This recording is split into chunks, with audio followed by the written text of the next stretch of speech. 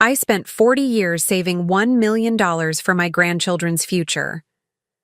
My 70th birthday seemed like the perfect time to surprise them with this life-changing gift.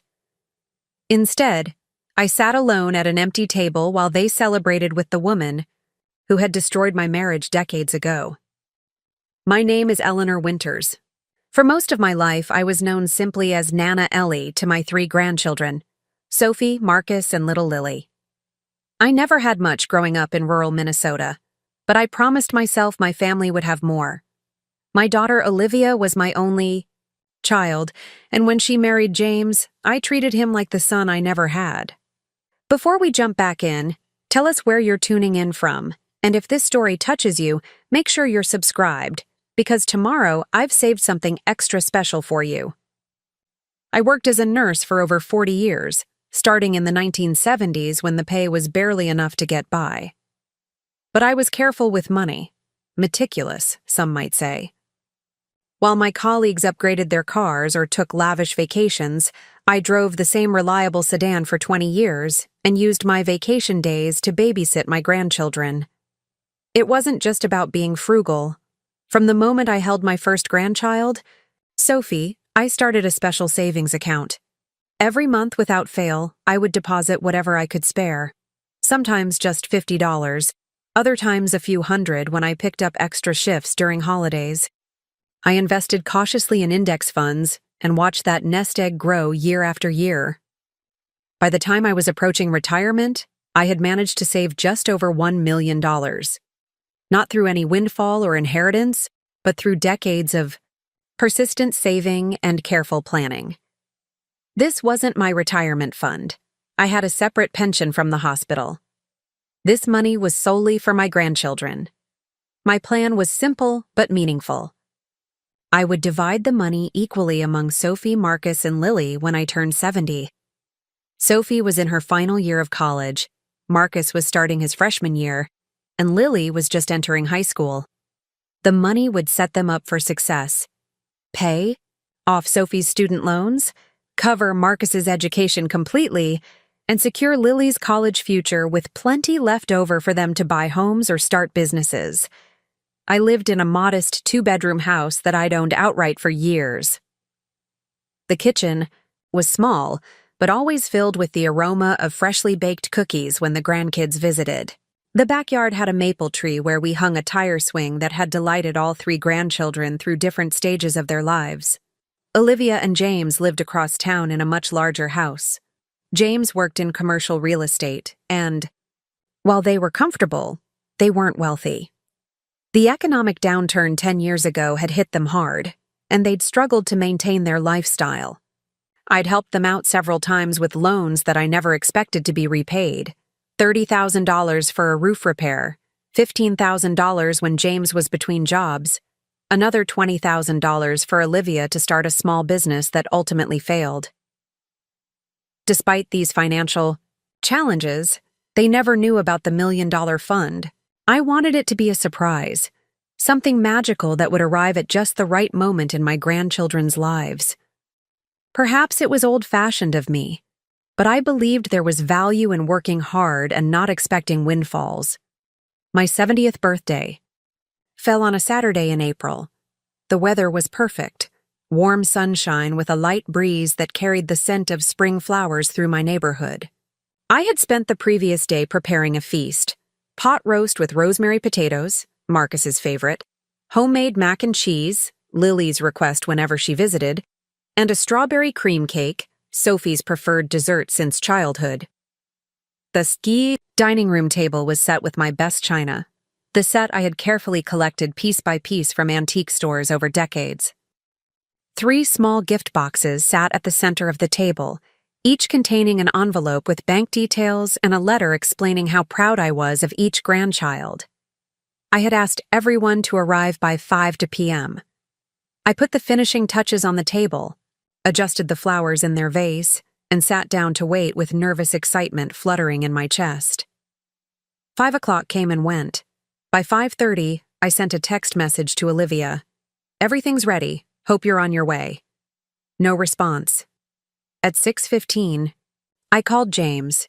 The call went straight to voicemail, By 7, I had called each of them multiple times. The pot roast had dried out. The mac and cheese had formed a skin on top. The ice cream meant to accompany the cake had melted back into the freezer. At 8:30, my phone finally chimed with a text from Olivia. "So sorry, Mom. Completely forgot today was the dinner. Sophie had a thing at school, and then we all decided to go to Catherine's for dinner since we were already on that side of town. Can we reschedule for next weekend?" Catherine. The name hit me like a physical blow. Catherine Weber had been my husband Robert's administrative assistant for 15 years. She was also the woman he left me for after 31 years of marriage. The divorce had been finalized just months after Lily was born. Robert had missed the birth of his youngest grandchild because he was on a cruise with Catherine. For years after the divorce, Robert and Catherine lived in Arizona. I rarely spoke about them, and the grandchildren knew very little about the circumstances of our separation.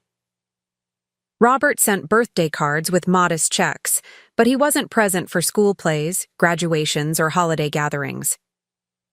3 months ago, I had heard from Olivia that Robert and Catherine had moved back to town. Robert's health was declining, early-stage Parkinson's, and they wanted to be closer to family. I hadn't seen him yet, and truthfully, I wasn't eager to. But now, on my 70th birthday, my family had chosen to have dinner with them instead of me. I sat alone at my dining room table, surrounded by cooling food and unopened gifts, and felt a hollowness expand inside my chest. 40 years of saving, countless extra shifts, thousands of small sacrifices, all for grandchildren who couldn't spare a single evening to celebrate with me.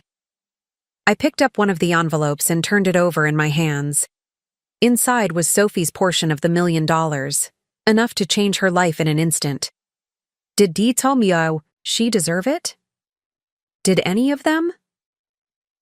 For the first time in decades, I allowed myself to wonder, what would my life have been like if I had spent some of this money on myself? That night, I couldn't sleep. I kept staring at the ceiling, replaying moments from the past. Sophie's tiny fingers gripping mine as she took her first steps, Marcus crying on my shoulder after losing a baseball game, Lily proudly showing me her science fair ribbons. Had I imagined the closeness we shared? Had I been nothing more than a convenient babysitter, an ATM when their parents needed cash? Around 2 a.m., I finally gave up on sleep. I made a cup of tea and sat at my kitchen table, still cluttered with the remnants of the birthday dinner nobody ate. On impulse, I opened my laptop and logged into Facebook, something I rarely did. There they were. Posted just 3 hours earlier. Photos of my family laughing around a dining table much larger than mine. Sophie with her arm around Catherine, both holding wine glasses. Marcus wearing the sweater I had knitted for his birthday last year. Lily perched on Robert's lap, her head resting against his chest. And at the center of the table, a lavish cake with the words, "Welcome home, Grandpa and Grandma Kate," in elegant blue frosting. Grandma Kate. The room seemed to tilt around me. Catherine wasn't just the woman who had stolen my husband. She had somehow claimed my grandchildren too, and they had given her my title, the name I had earned through countless nights of fever tending, homework helping, and nightmare soothing. I scrolled through the comments, each one a fresh wound. "So happy to finally have everyone together," Olivia had written. "Best family dinner ever," from Sophie. And most painful of all, a comment from Lily. "Love you, Grandma Kate. Your stories about Paris are so amazing. I had never been to Paris. Despite decades of saving, I'd never left the country. Vacations were spent visiting family or taking the grandkids to nearby lakes. International travel was a luxury I had postponed, always thinking there would be time later, after the grandchildren were taken care of." I closed my laptop, unable to look any longer. My teacup sat untouched, the liquid now cold. The next morning, my phone finally rang. It was Olivia. Preparing and narrating this story took us a lot of time, So if you are enjoying it, subscribe to our channel. It means a lot to us. Now back to the story. Mom, I'm so sorry about last night, she began, her voice carrying that familiar tone, the one she used when she needed something. It was just such a hectic day, and when Dad reminded us it was their housewarming dinner, your father knew it was my 70th birthday, I said quietly. A pause. Well, yes, but he said you'd understand. It's been so long since the kids have spent time with him, and Catherine went to so much trouble with the dinner. I spent 2 days cooking, I said. I used vacation days from the hospital. Mom, please don't make this difficult. We can celebrate your birthday next weekend. Catherine was even saying we should do something special for you. Maybe at their place since it's bigger. The audacity stole my breath. They wanted me to celebrate my birthday at the home of the woman who had replaced me, as if that would make everything better. No, I said simply. Mom, when did Robert move back exactly? I asked, cutting her off. Another pause, longer this time. About 3 months ago. And you didn't tell me until a few weeks ago. Why? We weren't sure how you'd take it. Dad thought it might upset you. And how long have the children been calling her Grandma Kate? The silence stretched. Finally, Olivia sighed. Look, it just happened naturally. Catherine has been so generous with them. She took Sophie to New York for her 16th birthday. She helped Marcus with his college applications. And she's been teaching Lily photography. Each revelation was another crack in my heart. While I'd been working extra shifts to save for their future, Catherine had been spending Robert's money to buy their affection. Mom, are you still there? Yes, I managed to say. Has Robert been generous financially as well? Well, yes. He paid for Sophie's study abroad semester in Italy. And he's covering Marcus's dorm fees. He says it's to make up for not being around when they were younger. The irony was almost too much to bear. Robert, who had barely acknowledged the grandchildren for years, was now playing the role of magnanimous grandfather, while I, who had never missed a school play or sports game, was an afterthought. And did you tell him about the roof? And James's unemployment? And your failed boutique? I asked. What? No, of course not, Olivia replied quickly. Too quickly. Olivia, don't lie to me. Not now. She sighed again. Fine. Yes, Dad helped us out with some expenses. But that's different. He's trying to make amends. With my money, I said flatly. What are you talking about? The divorce settlement, Olivia. The house he lives in, the trips he takes, the generous gifts he gives. Those came from our shared assets. Assets I helped build during our marriage while raising you alone when he worked late nights. Nights I later discovered were spent with Catherine. Mom, that was 20 years ago. Can't you let it go? I closed my eyes, suddenly exhausted beyond measure. I need to go now. I have things to take care of. Wait, when should we come over for your birthday? Next Saturday? Or would Sunday be better? I thought about the 3 envelopes sitting on my dining table. About 40 years of sacrifices for children who couldn't sacrifice one evening for me. Don't worry about it, I said. My birthday's passed. There's nothing to celebrate. I ended the call before she could respond. For hours, I sat in my silent house, wrestling with emotions I'd suppressed for decades. Anger at Robert, disappointment in Olivia, heartbreak over the grandchildren, and something else, a strange, unfamiliar feeling simmering beneath it all, indignation, self-respect, the dawning realization that I deserved better. That evening, I gathered the 3 envelopes from the dining table. One by one, I opened them and removed the bank information. I didn't tear them up. That would have been too dramatic, too final. Instead, I placed them carefully in my desk drawer. Not destroyed, just postponed. Then I did something I'd never done before. I opened my laptop and searched for solo travel for seniors. The screen filled with images of smiling older women exploring ancient ruins, hiking through lush forests, and dining at sidewalk cafes in European cities. Women my age, living lives I'd never allowed myself to imagine. The next day, I gathered my courage and did something else I'd never done. I made an appointment with a therapist. Dr. Marissa Jackson specialized in life transitions for older adults. Her office was warm and inviting, with plants in every corner and paintings of serene landscapes on the walls. "What brings you here today, Eleanor?" she asked, after I settled into a comfortable armchair. "I think I've spent my entire life living for other people," I said, surprised by the directness of my own words. "And I'm not sure who I am without that." Dr. Jackson nodded, her eyes kind. "That's a profound realization. What prompted it?" I told her everything. The birthday dinner, the Facebook photos, the decades of sacrifice, the $1 million I'd saved for grandchildren who called another woman grandma. "It sounds like you're experiencing a perfect storm of betrayal, disappointment, and identity crisis," she said when I finished. "But I also hear something else in your story: resilience and the beginnings of self-discovery." "Is it selfish?" I asked hesitantly, "to want something for myself after all this time?" "Eleanor," she said gently, "taking care of yourself isn't selfish. It's necessary. Think of it like the oxygen masks on airplanes. You have to secure your own before helping others." "But what if it's too late? I'm 70 years old," she smiled. "I have clients in their 80s and 90s who are discovering new passions, taking risks, and reinventing themselves. It's never too late to start living authentically."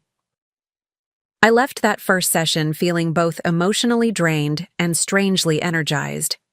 On the drive home, I passed a small boutique with a grand opening sign in the window. On impulse, I pulled over and went inside. The store specialized in travel clothing and accessories for women. A friendly sales associate named Diane approached me. "Just browsing?" she asked with a warm smile. "Actually," I said, surprising myself again, "I think I might be planning a trip." "Wonderful. Where to?" I hesitated only a moment. "Paris. I think I want to see Paris." For the next hour, Diane helped me select a lightweight, wrinkle-resistant dress, comfortable walking shoes, and a small crossbody bag perfect for sightseeing. As I handed over my credit card, spending more on myself in 1 hour than I had in years, I felt a mixture of guilt and exhilaration. When I arrived home, there were 3 missed calls from Olivia and a text message. "Mom, please call me back. The kids are worried about you." I placed my new purchases on the bed and stared at the phone. Not yet. I wasn't ready to talk to them yet. First, I needed to talk to someone else. The next morning, I called Patricia Gonzalez, my financial advisor of 15 years. "Eleanor," she greeted me warmly, "I was worried when you didn't come in for your annual review last month. Is everything all right?" "I need to make some changes," I said, my voice steadier than I expected. "To the investment fund for my grandchildren." There was a brief pause. "Of course. Would you like to schedule an appointment?" "As soon as possible." 2 hours later, I sat in Patricia's sleek downtown office. Charts and graphs of my investment portfolio glowed on her computer screen. The $1 million fund for my grandchildren was displayed prominently, a neat upward trajectory spanning 4 decades of disciplined saving. "Before we discuss changes," Patricia said, folding her hands on her desk, "may I ask what prompted this? You've been remarkably consistent with your investment strategy for as long as I've known you." I took a deep breath and told her about my birthday, about the revelation that followed, about the growing certainty that I needed to reclaim some portion of my life and my money for myself. Patricia listened without interruption, her expression shifting from professional interest to genuine concern. "Eleanor," she said when I finished, "from a purely financial perspective, You've created an admirable legacy for your grandchildren. But from a personal perspective, she hesitated. What? I prompted. May I speak frankly? I nodded. I've been your advisor for 15 years, and in that time, I've watched you make sacrifice after sacrifice for your family. You drive a 12-year-old car with 200,000 miles on it. You haven't updated your home since the early 2000s. You've mentioned wanting to travel, but you've always put it off. She leaned forward. Meanwhile, you've helped your daughter and son-in-law financially multiple times, often without being repaid. I shifted uncomfortably. Hearing it laid out so starkly made me feel both validated and foolish. What are you suggesting? I asked. I'm suggesting that it might be time to reassess the allocation of your assets. The Grandchildren's Fund has grown significantly. Would redirecting a portion of it, say 15 or 20%, for your own use, significantly impact their futures? I did the mental math. Even if I took $200,000 for myself, each grandchild would still receive over $266,000, more money than I'd had at any point in my life until now. What would you do with that money, Eleanor? Patricia asked gently. If there were no obligations, no expectations, just you and your own desires.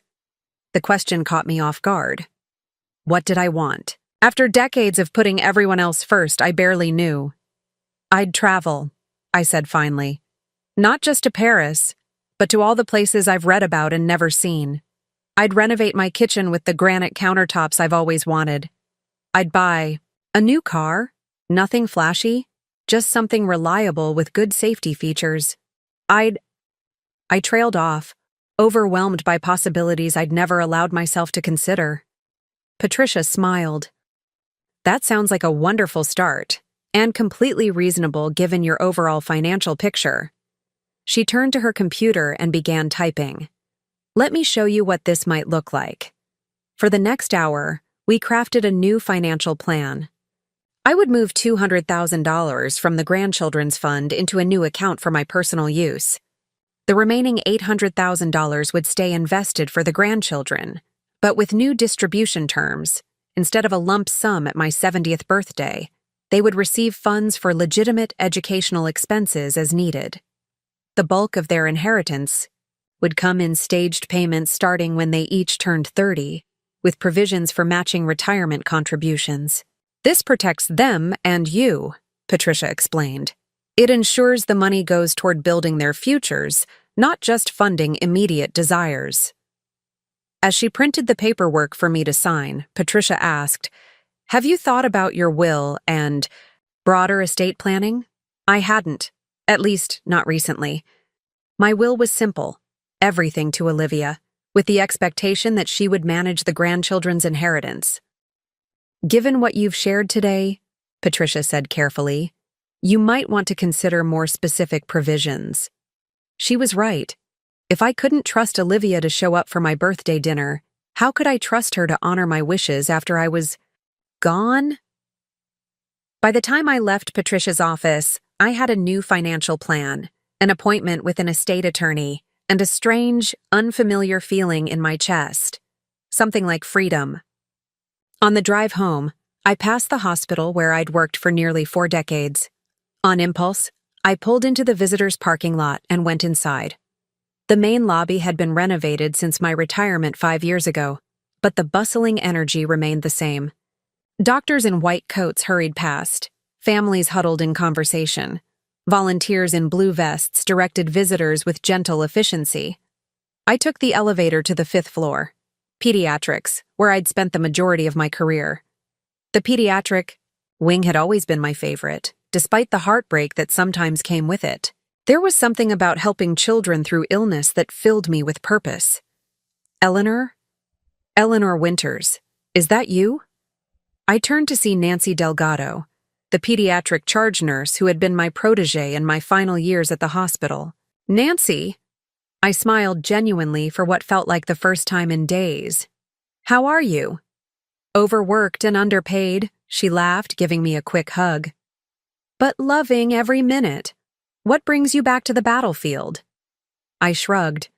Just feeling nostalgic, I suppose. Nancy studied my face. Everything okay? You look. She trailed off, searching for the right word. I look how? I prompted. Different, she decided. Not bad different. Just, I don't know. Like something's changed. Everything's changed, I admitted. Or maybe I'm finally changing. Nancy glanced at her watch. I'm due for a break. Want to grab a coffee and tell me about it? In the hospital cafeteria, over mediocre coffee and stale muffins, I found myself pouring out the story yet again. Nancy listened with the same attentiveness she showed her young patients. Those ungrateful little, she began when I finished. They're not bad people, I interrupted, surprising myself with the defense. They're just caught up in their own lives. They don't see me as a person with needs and dreams, just as reliable old Nana Ellie who'll always be there. Nancy snorted. That doesn't make it right. After everything you've done for them, missing your 70th birthday is beyond inconsiderate. I sighed. I know. But I'm partly responsible too. I've spent so long putting them first that they've come to expect it. So what are you going to do? I'm going to Paris, I said, the decision crystallizing as I spoke the words. And then wherever else I want to go. I'm going to see the world before I leave it. Nancy's face broke into a wide smile. Now that sounds like a plan. When do you leave? I don't know yet. I need to get a passport for starters. I've never had one. Never? I shook my head. Robert, and I talked about taking a European vacation for our 25th anniversary. But then Olivia announced she was pregnant with Lily, and somehow we never got around to it. After the divorce. I trailed off, not needing to explain further. Nancy reached across the table and squeezed my hand. Well, it's never too late to start. And for what it's worth, I think you're doing exactly the right thing. As we said goodbye, in the hospital lobby, Nancy hesitated, then said, You know, Eleanor, we're always short on volunteers in pediatrics. If you're looking for something meaningful to do between trips around the world, the kids would love having someone read to them, or just sit with them when their parents can't be there. The suggestion touched something deep inside me, a reminder that I had value beyond my role as a grandmother, that I could still make a difference in children's lives even if they weren't my own flesh and blood. I'll think about it, I promised. Driving home, I realized I hadn't checked my phone in hours. When I finally did, I found more missed calls and increasingly worried texts from Olivia, and to my surprise, a voicemail from Sophie. Nana? Her voice sounded uncertain, almost childlike. Mom's freaking out because you're not answering. Are you okay? Call me back, please? I should have felt guilty for worrying them. Instead, I felt a strange sort of satisfaction. For once, they were thinking about me instead of the other way around. At home, I fixed myself a proper dinner, not leftovers, not a microwave meal, but grilled salmon with roasted vegetables and a glass of good white wine. I ate at the dining room table, using my best china. The same china that had sat unused on my birthday. After dinner, I called Sophie back. Nana! Relief flooded her voice. Where have you been? Mom's been trying to reach you all day. I had appointments, I said simply. I'm fine, Sophie. Just busy. Mom said you were upset about missing your birthday dinner. We're all really sorry about that. We want to make it up to you. I took a sip of wine before responding. Sophie, do you know what I was planning to give you all on my birthday? No? She sounded confused by the question. I've been saving money for you, Marcus and Lily, since you were born. A substantial amount of money that would have paid off your student loans, covered Marcus's college expenses, and secured Lily's education. Silence on the other end of the line, then... Wait, what? Really? How much money? The eagerness in her voice made me wince. Not, I'm sorry we hurt you, or, that was so thoughtful of you. Just, How much money? It doesn't matter now, I said. I've decided to make some changes to how and when the money will be distributed. What kind of changes? Her voice had sharpened, sounding remarkably like Olivia when she was anxious. I'll explain everything once I've finalized the details, but for now, please tell your mother I'm fine and there's no need to worry about me. But Nana. I need to go now, Sophie. I have plans to make. After hanging up, I opened my laptop and typed expedited passport application into the search bar. Then, solo tours Paris seniors and best time to visit France. By midnight, I had a list of things I needed to do. Apply for a passport, book a medical checkup to ensure I was fit for international travel, research accommodations in Paris, and find a travel agent who specialized in solo trips for seniors. For the first time in years, I fell asleep excited about the future, my future. The next morning, I was awakened by persistent knocking at my front door. I glanced at the clock, 7:15 a.m., too early for a casual visit. I pulled on my robe and made my way downstairs. Through the peephole, I could see Olivia on my porch, her expression a mixture of worry and irritation. I took a deep breath and opened the door. Mom! She pushed past me into the foyer. I've been trying to reach you for days. Why haven't you been answering your phone? Good morning to you too, Olivia, I said calmly. I've been busy, and I needed some time to think. She stared at me, taking in my appearance. Are you sick? You look different. I'm perfectly healthy, I assured her. Would you like some coffee? Without waiting for her answer, I walked to the kitchen and began measuring grounds into the coffee maker. Olivia followed, her high heels clicking on the tile floor. Mom, what's going on? Sophie said you told her something about money you've been saving. For the kids? And now you're changing your mind? I turned to face her. I didn't say I was changing my mind. I said I was making changes to how and when the money will be distributed. But why? Is this because of the birthday dinner? Mom, I said I was sorry. About that. We all are. But to punish the kids financially over one mistake seems extreme. I pressed the start button on the coffee maker and leaned against the counter. This isn't about punishment, Olivia.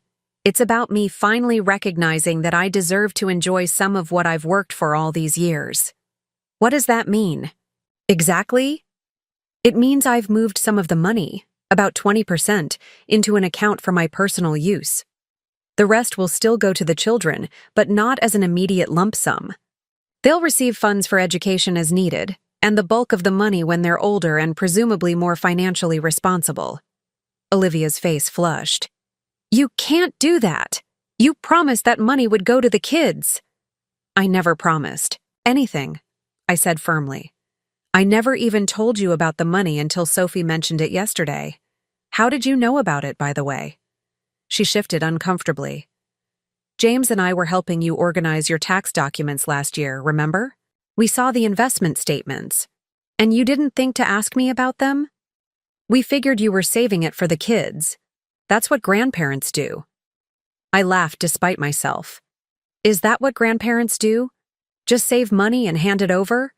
Nothing else matters? Olivia had the decency to look embarrassed. You know that's not what I meant, isn't it? Because from where I'm standing, it seems like I'm only valued for what I can provide. Childcare when you're busy, money when you need it, a sympathetic ear when you're troubled. But when it comes to celebrating a milestone in my life, suddenly, everyone has something more important to do. That's not fair, she protested.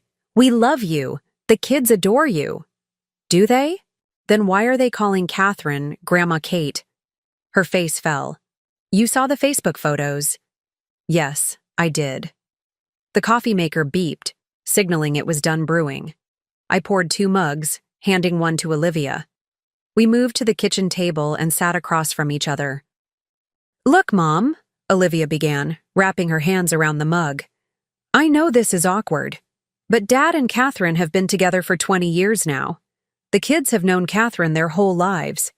It's natural that they'd develop a relationship. With her, too. I understand that, I said. surprised to find that I meant it. What I don't understand is why it was kept secret from me. Why you didn't tell me Robert and Catherine had moved back 3 months ago. Why the children's relationship with them has been hidden. We were trying to protect your feelings. Were you? Or were you avoiding an uncomfortable conversation? There's a difference, Olivia. She stared into her coffee. Maybe a bit of both, she admitted after a long moment. I took a sip of my coffee before continuing. Here's what I think happened. Robert and Catherine moved back, probably to a nice house. They started entertaining, having you and the kids over for dinners, making a big show of how they wanted to reconnect. Catherine, with Robert's money, began lavishing attention and gifts on the grandchildren.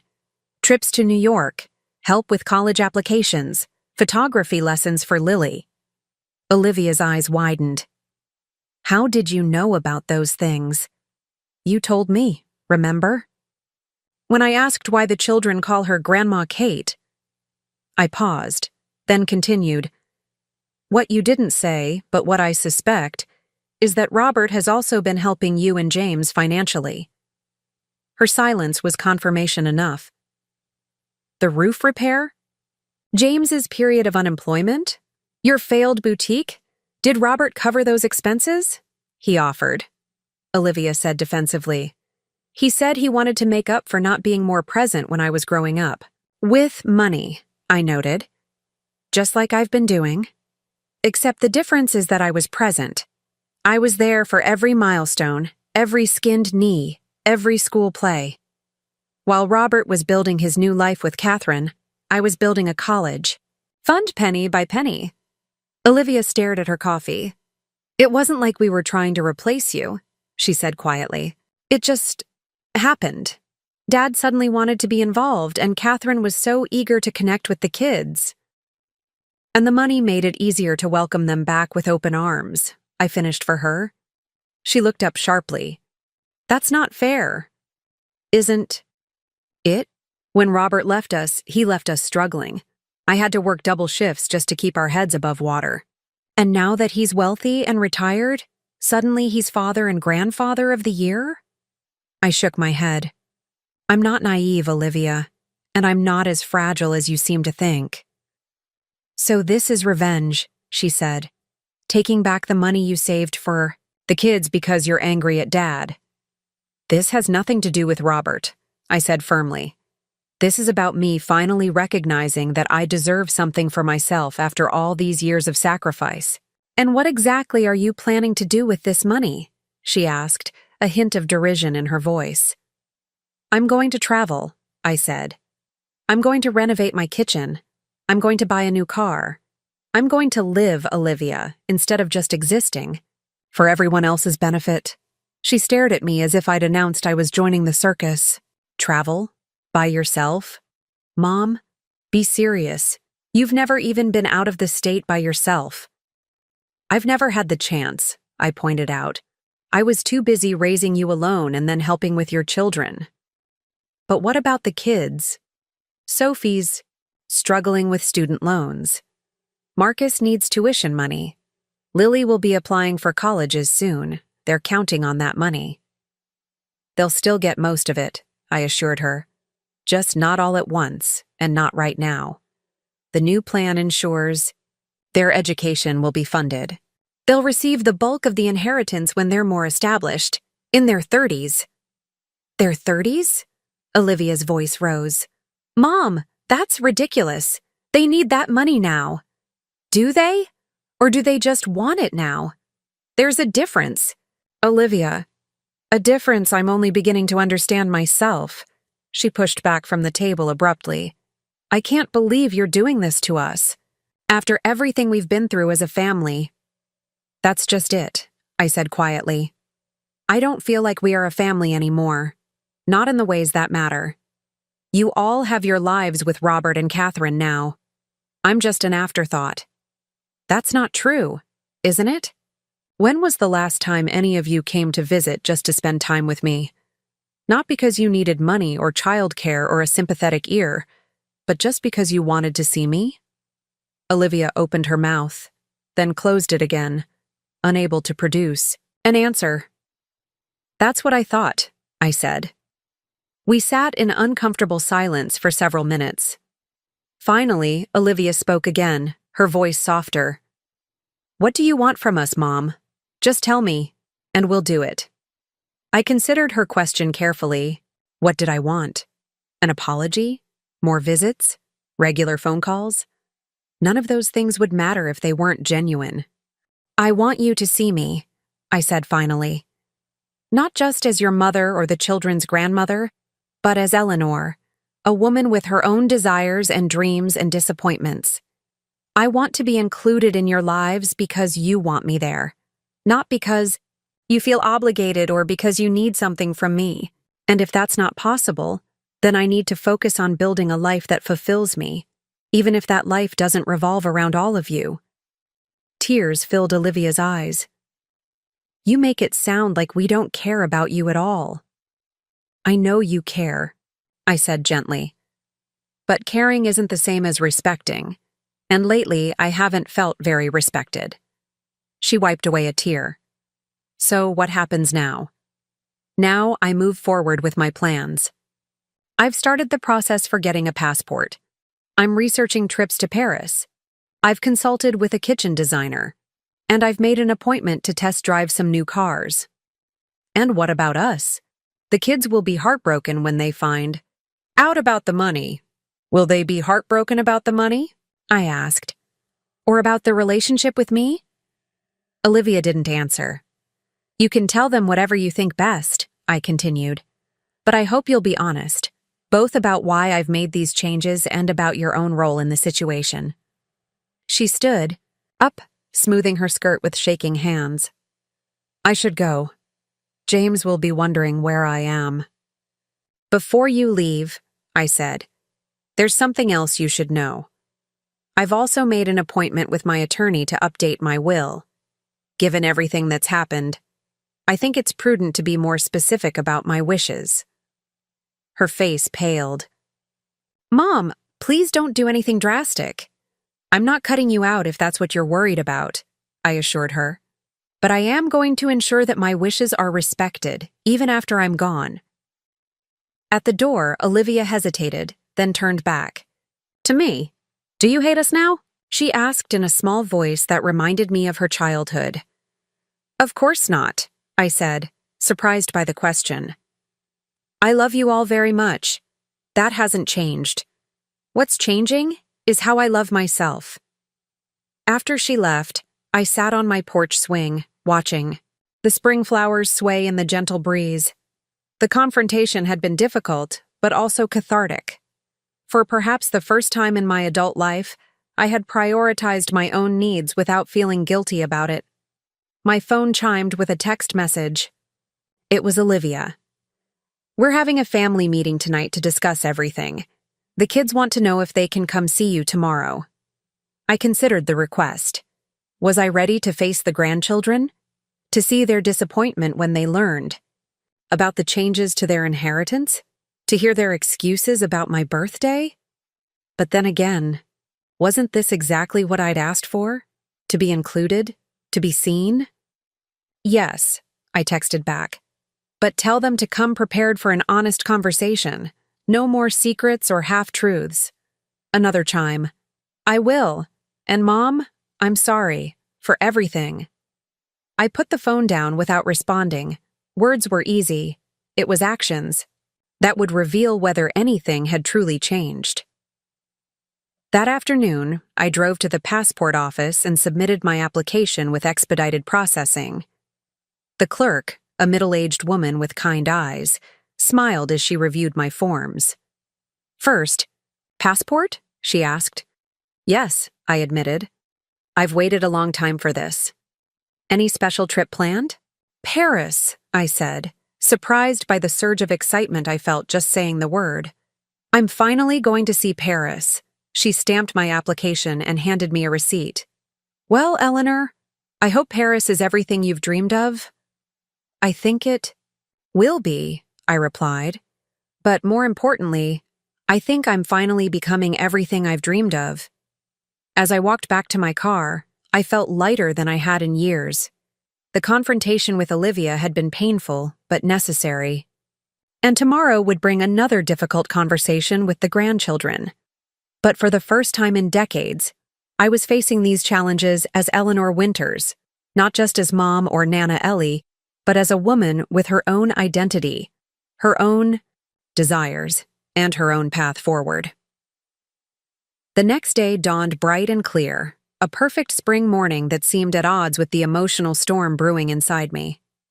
I had slept fitfully, rehearsing what I would say to my grandchildren, imagining their reactions, preparing myself for their disappointment, or worse, their indifference. I spent the morning cleaning, though the house was already spotless.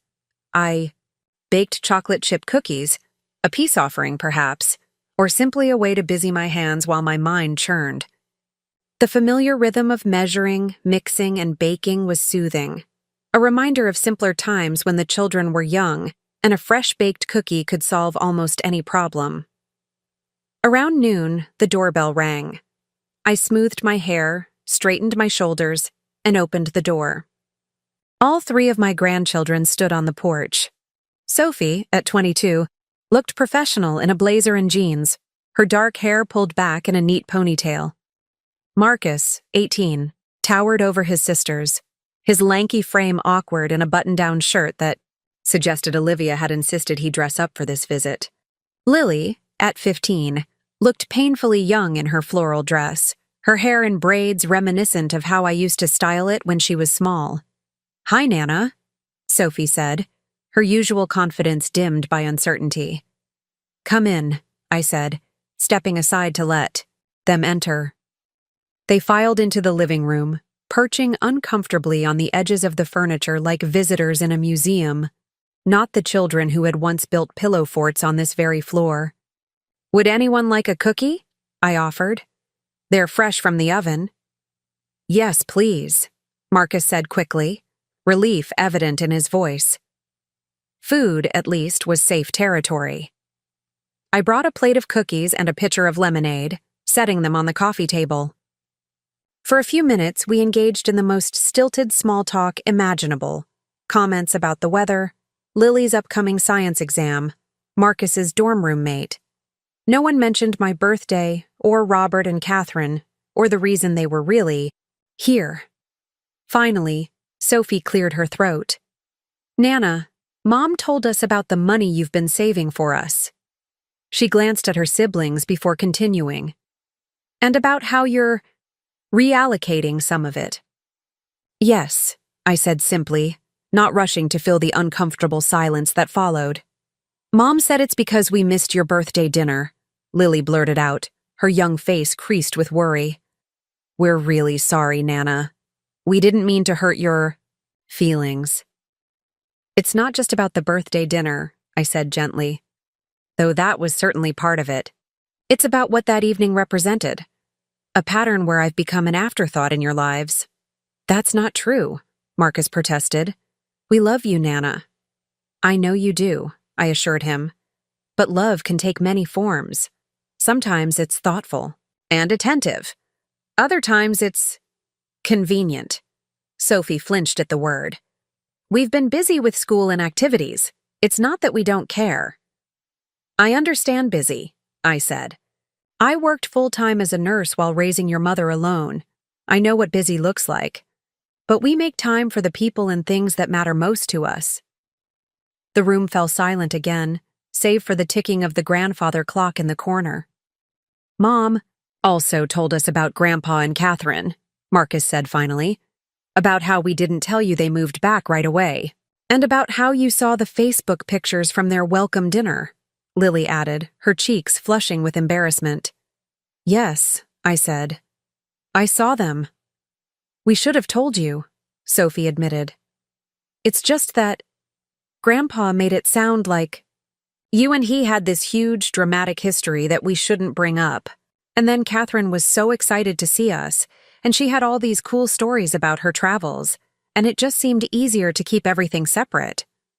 "Do you know why your grandfather and I divorced?" I asked, watching their faces carefully.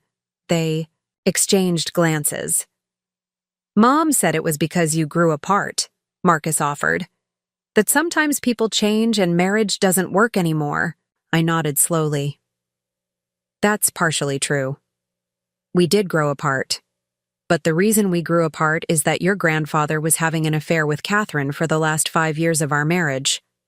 3 pairs of eyes widened in shock. With Grandma. Kate? Lily whispered. The name felt like a slap. Yes, I said evenly. With Catherine. She was his administrative assistant at the time. But they've been together forever, Sophie protested. They're like actual grandparents. They're married. They got married 2 years after our divorce, I confirmed. But their relationship began long before that. While I was working night shifts to help pay for your mother's college education, your grandfather was building a life with someone else. Why? Didn't anyone tell us? Marcus demanded, looking angry. I didn't think it was appropriate to burden you with adult problems, I said. And I suspect your mother and grandfather had their own reasons for the simplified version you received. So all this time, when we've been spending time with them, calling her Grandma Kate, Sophie trailed off, the implications sinking in. It's been painful for me, I acknowledged. Not because you have a relationship with them, that's natural, and even healthy, but because it seemed to come at the expense of your relationship with me. And because no one was honest about it. We didn't know, Lily said, tears welling in her eyes. I swear, Nana, if I had known it would hurt you, I never would have called her that. I reached over and took her hand. I believe you, sweetheart. This isn't about placing blame. It's about understanding why things have reached this point. And the money? Marcus asked. Mom said you're keeping some of it for yourself now? I nodded. About 20%. The rest will still go to all of you, but in a more structured way. What are you going to do with it? Sophie asked, curiosity, replacing some of the tension in her voice. I'm going to travel, I said, allowing my excitement to show. I've applied for a passport. I'm planning a trip to Paris and then perhaps Italy and Greece. I'm going to renovate my kitchen with the granite countertops I've always wanted. I'm going to buy a new car to replace the one that breaks down every other month. I'm going to live, not just exist. By yourself? Lily looked concerned. Isn't that dangerous? I smiled. No more dangerous than remaining stagnant because I'm afraid to step out of my comfort zone. But what about us? Marcus asked. Mom said we were counting on that money for college and stuff. And you'll still receive it, for legitimate educational expenses. The rest will come to you in stages as you grow older and hopefully wiser about financial matters. Sophie leaned forward. So instead of getting it all now, we have to wait until we're what, 30? For the bulk of it, yes, I confirmed. Though, your education will be funded immediately as needed. That's not fair, she protested. I have student loans now. I was going to use that money to pay them off and maybe buy a condo. The loans will be paid, I assured her. But the condo might have to wait until you've saved a bit more yourself. This feels like punishment, she said, crossing her arms. For one missed birthday dinner.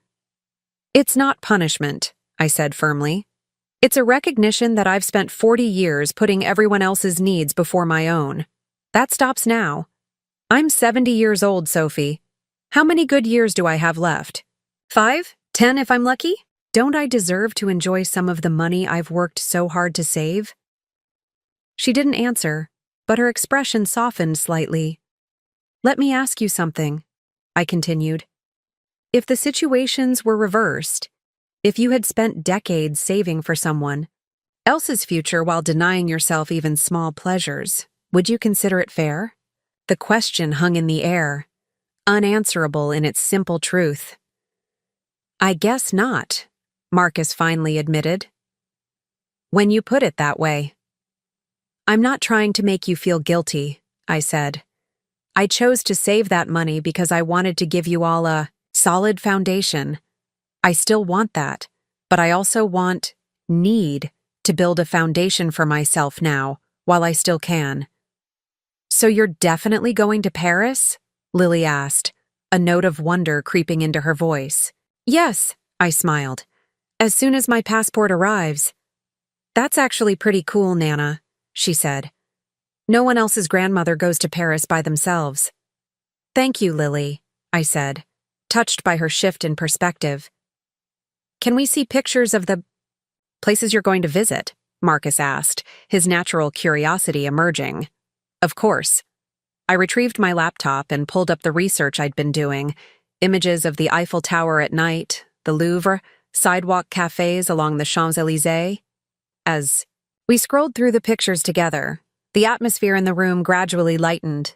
The grandchildren asked questions about my travel plans, expressed preferences for certain sites, even suggested activities they thought I might enjoy. You know, Sophie said thoughtfully, I studied abroad in Rome last year. I could give you some tips about traveling in Europe. Things to pack, phrases to know, that sort of thing. I'd appreciate that, I said sincerely. And I could help you set up Instagram, Lily offered. So you can post pictures of your trip, and we can all see them. Maybe we could FaceTime while you're there, Marcus suggested, like a virtual tour of Paris. Their enthusiasm was genuine, and for the first time in our conversation, I felt like they were seeing me, not as a passive grandmother figure whose only purpose was to provide for them, but as a person with dreams and agency. As the afternoon progressed, we finished the cookies and lemonade. The conversation flowed more naturally, touching on their lives, my plans, and even some tentative discussions about how we might rebuild our relationship moving forward. When it was time for them to leave, each embraced me at the door. Lily's hug was fierce and tearful. Marcus's was quick but sincere. Sophie's lingered and she whispered, I'm sorry, Nana, for everything. After they left, I sat on my porch swing, processing the afternoon. It had gone better than I'd feared, though not as well as I'd hoped. The truth about Robert and Catherine had clearly shocked them, and the changes to their inheritance had disappointed them, Sophie especially. But they had also shown glimmers of understanding, moments of genuine connection that gave me hope. My phone chimed with a text message from Lily. Found this website for senior travel groups in Paris. Thought you might like it. A link followed. A small olive branch, perhaps, but a meaningful one. I clicked the link and began to read, a smile spreading across my face. The future, my future, was beginning to take shape. The next 2 weeks passed in a blur of activity. My passport application was processing expedited, and I'd booked an appointment with a travel doctor to ensure I had all necessary vaccinations. Patricia, my financial advisor, had helped me establish a separate travel fund with a dedicated credit card that wouldn't incur foreign transaction fees. I'd even purchased a new suitcase, sleek, lightweight, with spinner wheels that would make navigating airports and train stations easier. Each step was small, but together they formed a path leading me away from the person I had been and toward the person I wanted to become. The conversations with Olivia and the grandchildren had shifted something between us, though I wasn't yet sure if the change was positive. Olivia called more frequently, but her voice carried a careful formality that hadn't been there before. The grandchildren sent occasional texts, Marcus asking about my passport status, Lily sharing links to Paris travel blogs, Sophie offering brief updates about her job search after graduation. Their efforts felt tentative, like explorers testing thin ice. And perhaps that was appropriate. We were all navigating unfamiliar territory. One Tuesday morning, as I was researching Parisian hotels, my doorbell rang. I opened it to find Nancy Delgado, my former nursing colleague, standing on the porch holding a gift bag. Nancy, I exclaimed, genuinely pleased. What brings you here? I heard a rumor that Eleanor Winters is going to Paris, she said with a grin, stepping inside. And I couldn't let you go without a proper send-off. I haven't even booked the tickets yet? I laughed, leading her to the living room. But you will. she said confidently, settling onto the sofa. Now open your gift. Inside the bag, I found a beautiful leather-bound travel journal, a pen that claimed to write upside down and underwater, and a small zippered pouch containing euro coins. The journal is for all your adventures, Nancy explained. The pen is because you never know when inspiration will strike. And the euros are just to get you started. I had them left over from my trip to Spain last year. I was touched by her thoughtfulness. Nancy, this is wonderful. Thank you. She waved away my gratitude. It's nothing. I'm just excited for you. She leaned forward, eyes sparkling. So, tell me everything. When are you going? Where are you staying? Have you booked tours? For the next hour, I shared my research and tentative plans while Nancy listened attentively, occasionally offering suggestions based on her own travels. Her enthusiasm was infectious, her support unwavering. You know, she said as our conversation wound down, not everyone would have the courage to do what you're doing. Travel to Paris? I asked, puzzled. Thousands of people do it every day. Not just the travel, she clarified. Standing up for yourself, setting boundaries with your family, choosing your own happiness after a lifetime of putting others first. That takes real courage, Eleanor. I hadn't thought of it that way. To me, it had felt less like courage and more like necessity. A desperate gasping for air after decades of slowly drowning. I'm not sure I had a choice, I admitted. After the birthday dinner, something just broke inside me. Or maybe it finally came together. I'm not sure which. Nancy nodded, understanding. Sometimes we need a catalyst, something that forces us to see clearly what we've been avoiding or denying. I just hope I'm not making a terrible mistake, I confessed, giving voice to the doubt that had been shadowing my newfound resolve. What if I get to Paris and hate it? What if I'm too old for adventure? What if the grandchildren never forgive me for changing the inheritance plan? What if you get to Paris and love it? What if you discover you're exactly the right age for adventure?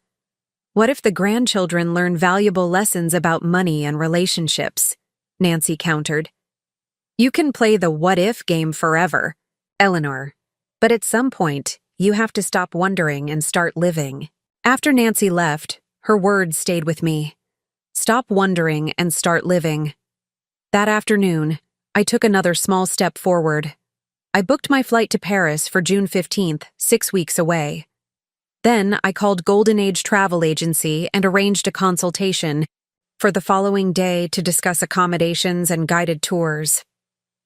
As I hung up the phone, it chimed with an incoming text from Olivia.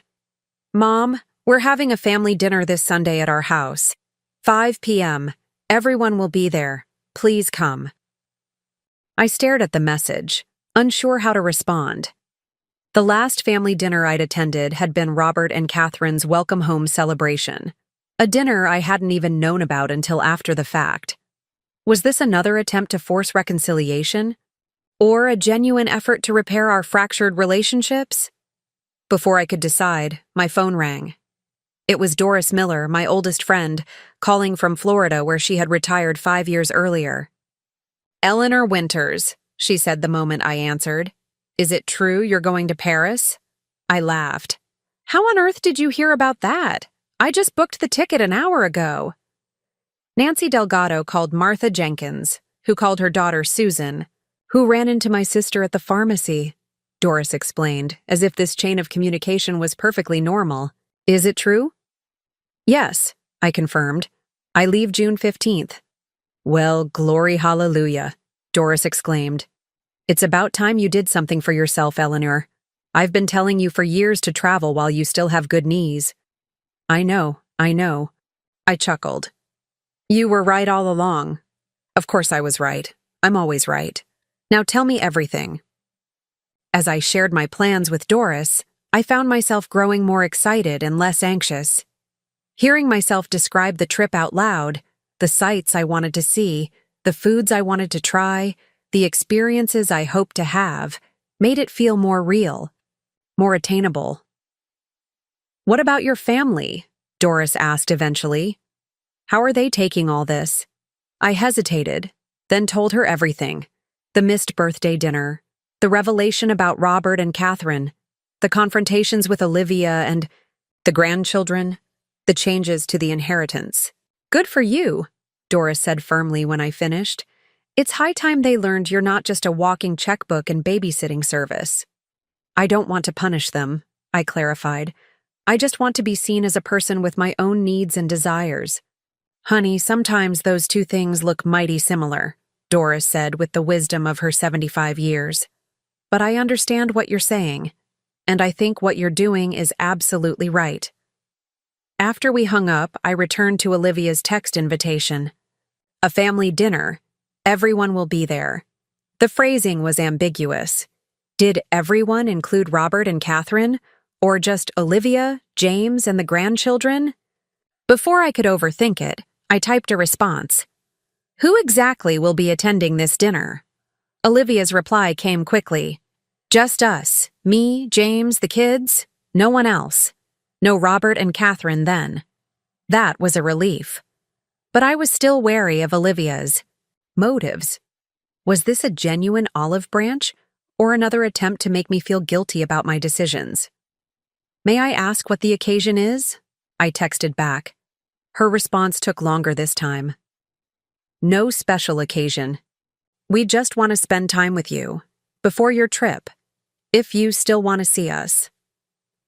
The last sentence struck a chord. If you still want to see us. As if I was the one who had been absent, who had forgotten birthdays and chosen other people over family. But perhaps that wasn't fair. Perhaps Olivia was genuinely trying, in her own way, to bridge the gap that had opened between us. I took a deep breath and texted back. I'll be there. Should I bring anything? Just yourself, came the immediate reply. We're taking care of everything. The rest of the week passed in a whirlwind of travel preparations. My consultation at Golden Age Travel Agency was productive. I booked a charming hotel in the Saint-Germain-des-Prés neighborhood, arranged for airport transfers, and signed up for a small group guided tour of the Louvre. The agent, a woman about my age named Helen, had traveled extensively throughout Europe and offered invaluable advice about everything from packing light to avoiding tourist traps. You're going to love Paris, she assured me as I signed the final paperwork. It's a city that rewards curiosity and openness, especially in someone with your life experience. What do you mean? I asked. Young people see Paris through one lens: romance, excitement, fashion, Helen explained. But at our age, we see the history, the resilience, the beauty that comes from surviving centuries of change. We appreciate it differently, more deeply. Her words stayed with me as I drove home, a new perspective that made my upcoming adventure seem even more meaningful. This wasn't just a vacation, it was a pilgrimage of sorts, a journey not just to see new places, but to discover new aspects of myself. Sunday arrived with clear skies and gentle spring sunshine. I dressed with care for the family dinner, choosing a floral blouse I'd bought recently, a small indulgence that would have seemed frivolous to me just weeks earlier. I even took time with my makeup and styled my hair, efforts I had largely abandoned in recent years. As I prepared to leave, I caught my reflection in the hall mirror. Something had changed in my face. The features were the same: the soft wrinkles at the corners of my eyes, the silver threading through my brown hair, the slight softening beneath my chin that no amount of creams could firm. But there was a liveliness in my eyes, a lift to my shoulders that had been missing for longer than I cared to admit. For the first time in years, I looked like a woman with a future, not just a past. With that thought buoying my spirits, I drove to Olivia's house, ready to face whatever this family dinner might bring. Olivia's house sat on a tree-lined street in one of the newer developments across town, a sprawling 2-story with a manicured lawn and a 3-car garage. It was the kind of home I had never aspired to own myself, preferring my modest, paid-for bungalow with its manageable yard and cozy rooms. But Olivia had always wanted more, more space, more luxury, more status. In that way, she took after Robert. I parked my aging sedan behind Marcus's used Corolla and sat for a moment, gathering my courage. Family dinners had once been a source of joy for me, a time to connect, to share, to nurture. When had they become something to dread? Before I could dwell on that thought, the front door opened. Lily bounded down the walkway, her long legs eating up the distance with the boundless energy of youth. "Nana!" she called, reaching the car just as I stepped out. "You're here!" Her enthusiasm seemed genuine as she wrapped me in a hug. "I was watching for you through the window," she admitted as she released me. "Mom's been stressed all day about..." "This dinner? She changed clothes 3 times? Has she?" I was surprised by this glimpse of Olivia's uncertainty. Lily nodded solemnly. "She wants everything to be perfect. She even made that carrot cake you like, from scratch, not from a box, and she never bakes from scratch." The revelation touched me. Whatever else happened this evening, this small effort meant something. As we approached the house, the rest of the family appeared at the door. Olivia, looking elegant but slightly anxious in a blue dress I'd never seen before. James, tall and distinguished with new strands of gray at his temples. Sophie, her posture stiff, but her smile making an effort. And Marcus, his natural ebullience only slightly dimmed by the tension in the air. "Mom," Olivia stepped forward, her voice carefully modulated. "I'm so glad you could come." "Thank you for inviting me," I replied, equally careful. James moved in for a hug, warm but brief. "Good to see you, Eleanor. It's been too long." "Look at you," Sophie exclaimed, her eyes widening slightly as she took in my appearance. "You look different, Nana." "Good different or bad different?" I asked, half joking. "Good," she said decisively. "Really good. I like your blouse." Inside, the house sparkled with cleanliness. The dining room table was set with Olivia's best china, the yacht set Robert and I had given them as a wedding gift, I noted with a pang. "Can I get you something to drink?" James offered. "Wine? Iced tea?" "Iced tea would be lovely," I said, settling into an armchair. The conversation started tentatively, with safe topics like the unseasonably warm weather and Lily's upcoming school dance. Gradually, as James distributed drinks and Olivia brought out appetizers, homemade spinach dip with fresh vegetables, another small effort that didn't go unnoticed, the atmosphere warmed slightly. "So," Marcus said, reaching for a carrot stick, "Mom says you're really going to Paris, Nana. Like, for real." "For real," I confirmed, unable to suppress a smile. "My passport should arrive next week, and I've already booked my flight and hotel."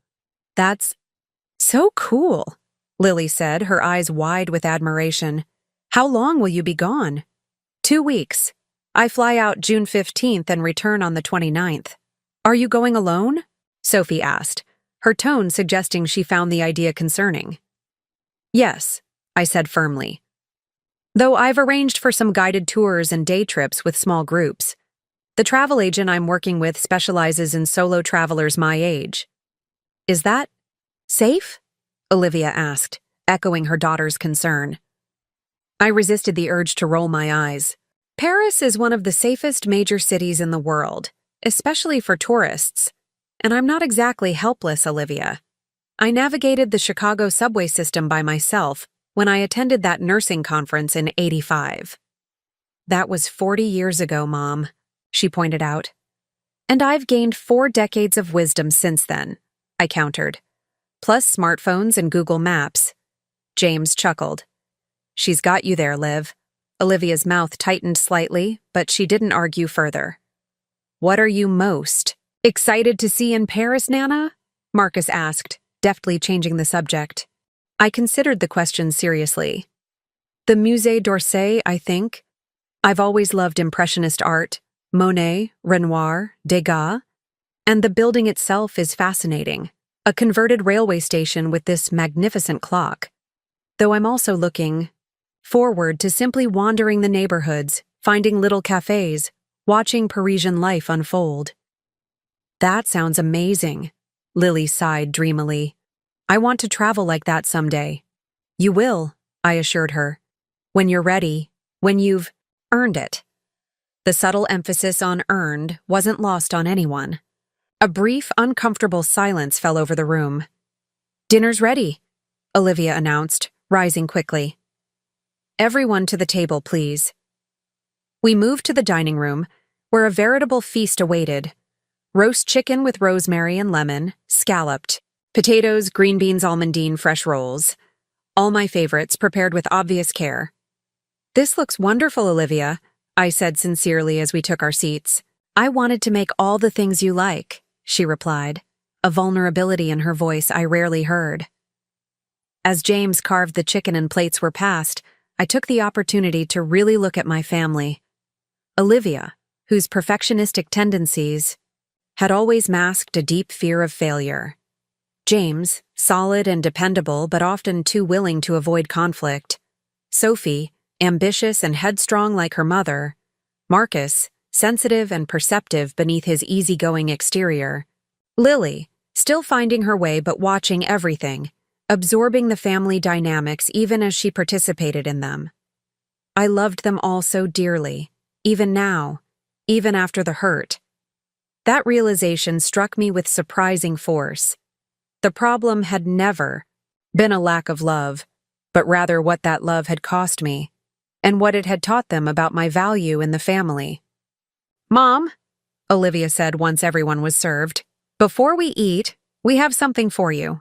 She nodded to Sophie, who rose and disappeared into the kitchen, returning moments later with a large gift bag. This is from all of us, Olivia explained, as Sophie placed the bag beside my plate. A small token for your trip. I opened the bag with curious fingers. Inside was a beautiful leather travel tote with my initials embossed in the corner, a travel pillow, a universal power adapter, and a slim book titled Walking Tours of Paris. We wanted you to have everything you might need, Olivia said, watching my face anxiously. Sophie researched the best travel accessories and Marcus found the walking tour book. The tote is waterproof and has RFID blocking technology to protect. Your credit cards. And I picked the color, Lily added, because blue is your favorite. I was genuinely touched by the thoughtfulness of the gift, not just the items themselves, but the fact that each family member had contributed something meaningful. This is wonderful, I said, running my hand over the soft leather of the tote. Thank you all so much. There's one more thing, James said, reaching into his pocket and pulling out a small box.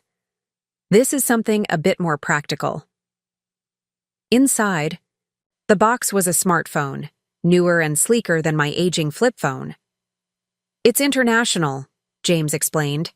We've already set it up with all our numbers, plus apps for translation, maps, currency conversion, and emergency assistance. The plan includes data and texting while you're in France, so you can stay in touch and share photos. We thought maybe we could FaceTime sometimes, Marcus added hopefully. So we can see Paris too, through your eyes.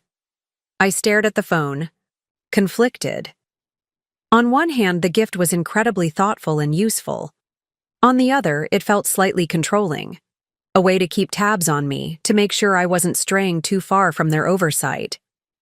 That's very generous, I said finally, choosing my words with care. And it will certainly be helpful to have a better phone for the trip. You don't seem thrilled, Sophie observed, ever direct. I looked at her, then at each family member in turn. I appreciate the gift very much, but I wonder if it comes with expectations I'm not prepared to meet. I'm going to Paris to experience something new, something that's just for me. I won't be checking in constantly or sending daily updates. We wouldn't expect that, Olivia said quickly. Too quickly. Wouldn't you? I asked gently. Isn't that partly why you chose this particular gift? So you could be sure I was safe, so you could reach me whenever you wanted? Olivia flushed. Is that so wrong? To want to know you're okay? No, I acknowledged. It's not wrong, But it is a continuation of old patterns. You see me as someone who needs protecting, monitoring. I see myself as someone embarking on an adventure that's mine alone. An uncomfortable silence fell over the table. Look, I continued, softening my tone. I truly do appreciate the phone, and I promise I'll check in regularly and share highlights from my trip. But I need you all to understand that this journey is part of a bigger change in my life. I'm rediscovering who I am outside of my role as mother and grandmother. That means I need space and trust and the freedom to explore without feeling like I have to justify every decision or report every movement. James was the first to nod. That's fair, Eleanor. The phone is a gift, not a monitoring device. Use it however works best for you. It's just that we're not used to thinking of you as adventurous, Olivia admitted. You've always been so reliable, so present. This feels like a sudden change. It's not sudden to me, I said. It's been building for years, decades, really. I just didn't have the courage to acknowledge it until recently. Because of the birthday dinner, Sophie stated flatly. That was the catalyst, I agreed. But the feelings were there long before that. I just kept pushing them aside, telling myself that your needs mattered more than mine. That's not healthy, for any of us. But we didn't ask you to do that, Marcus protested. No, you didn't, I acknowledged. That was my choice. But choices have consequences, even well-intentioned ones. My choice to always put everyone else first taught you all that. I would always be available, always accommodating, always willing to sacrifice. It became the expectation rather than the exception. The family exchanged glances, absorbing my words with varying degrees of acceptance and discomfort. Are you really going to spend $200,000 on yourself? Lily asked suddenly, cutting through, the tension with the directness only a teenager could muster. Lily! Olivia scolded. It's all right, I said, turning to my youngest grandchild. Yes, Lily, I am going to use some of the money I saved for travel and home improvements. But it's important to understand that this isn't money I've suddenly decided to spend frivolously. It's money I earned over 40 years of hard work. Money I saved by denying myself many comforts and pleasures that others my age took for granted. Like what? She asked, genuinely curious. Like a car that doesn't break down every few months? Like kitchen appliances from this century? Like travel, not just to Paris, but even weekend trips to neighboring states? I haven't bought new furniture since before you were born. My winter coat is 15 years old. I've never had a professional manicure or visited a spa. The specificity of these examples seemed to land with the family in a way my broader statements hadn't. They looked around at each other, perhaps seeing for the first time the contrast between their comfortable lifestyle and the austerity I had chosen in order to provide for their future. I had no idea, Sophie murmured, looking slightly ashamed. Of course you didn't, I said gently. You weren't supposed to. I wanted you all to have opportunities I didn't have, without worrying about the cost. And I don't regret that choice. I just need to balance it now while I still can. James raised his glass. To balance, then, and to new adventures. The rest of the family joined the toast, and the tension in the room eased slightly as we turned our attention to the meal. The conversation shifted to lighter topics: Lily's upcoming science fair project, Marcus's summer internship prospects, Sophie's job interviews in the city. As we finished the main course and Olivia brought out the carrot cake, I noticed a subtle change in the family dynamic. They were making more effort to include me in the conversation, asking my opinion on topics beyond grandmotherly advice, sharing stories and jokes that didn't center around family obligations or past events. It was a small shift, but a meaningful one. They were beginning to see me differently, not just as Nana Ellie, the reliable matriarch whose only purpose was to support them, but as Eleanor, a woman with her own passions, opinions, and future. When the evening finally wound down and I prepared to leave, each family member embraced me with what felt like genuine warmth. I'm sorry, Olivia whispered as she hugged me at the door. For everything. I'm trying to understand. I know, I whispered back. So am I. As I drove home under a canopy of stars, I realized that tonight, for perhaps the first time in years, I had felt both loved as a mother and grandmother and respected as an individual. The two weren't mutually exclusive after all. It wasn't perfect. There were still wounds to heal, patterns to break, boundaries to establish. But it was a start. A genuine step forward on this new path I was forging, not just to Paris, but to a life reclaimed. The days following the family dinner brought a tentative new rhythm to my interactions with Olivia and the grandchildren. The texts and calls continued, but with a different tone, less obligation, more genuine interest. Lily sent me links to virtual tours of Parisian landmarks. Marcus helped me set up the new smartphone, patiently explaining features I hadn't known existed. Sophie surprised me with a visit one afternoon, bringing coffee and offering to help me shop for travel clothes. I've been thinking about what you said, she admitted as we sat on my porch swing, about sacrificing all those years. It never occurred to me that you were going without things you wanted or needed. It wasn't a hardship, really, I assured her. I chose it. Still, she persisted, I feel like I took advantage of your generosity without ever considering what it cost you. Her self-awareness touched me. Sophie had always been the most like Olivia, pragmatic, focused, sometimes blindly ambitious. This reflectiveness was new. We're all learning, I said. Me included. Small steps, subtle shifts. A family slowly, finding its way back to each other, but with new boundaries, new understanding.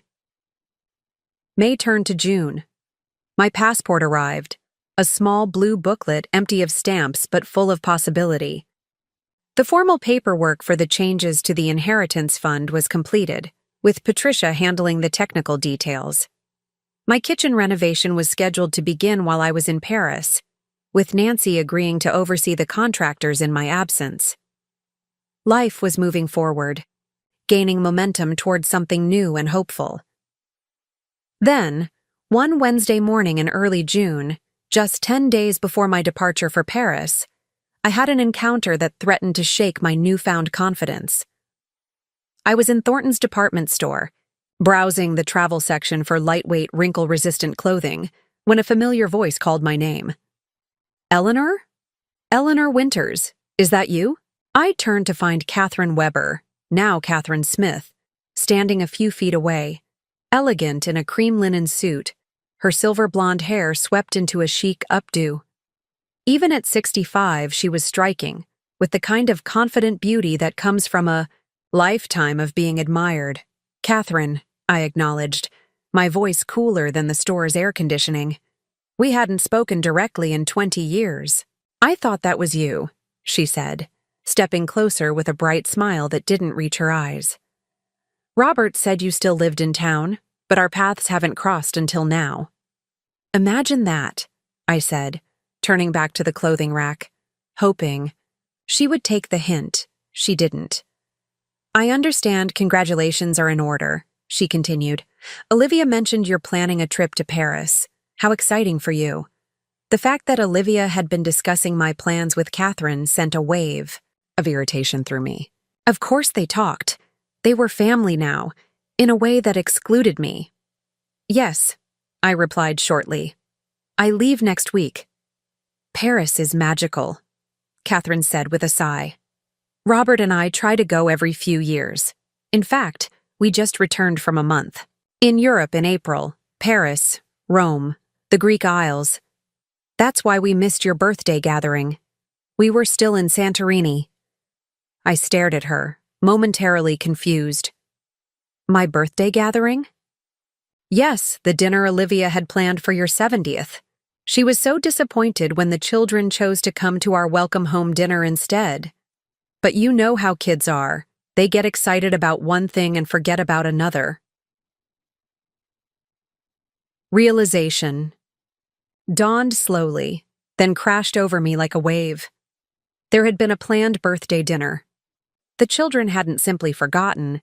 They had chosen deliberately to attend Catherine and Robert's welcome home dinner instead. "I see," I said, my voice sounding distant even to my own ears. Catherine's smile turned sympathetic, though her eyes remained calculating. "Oh dear, did you not know?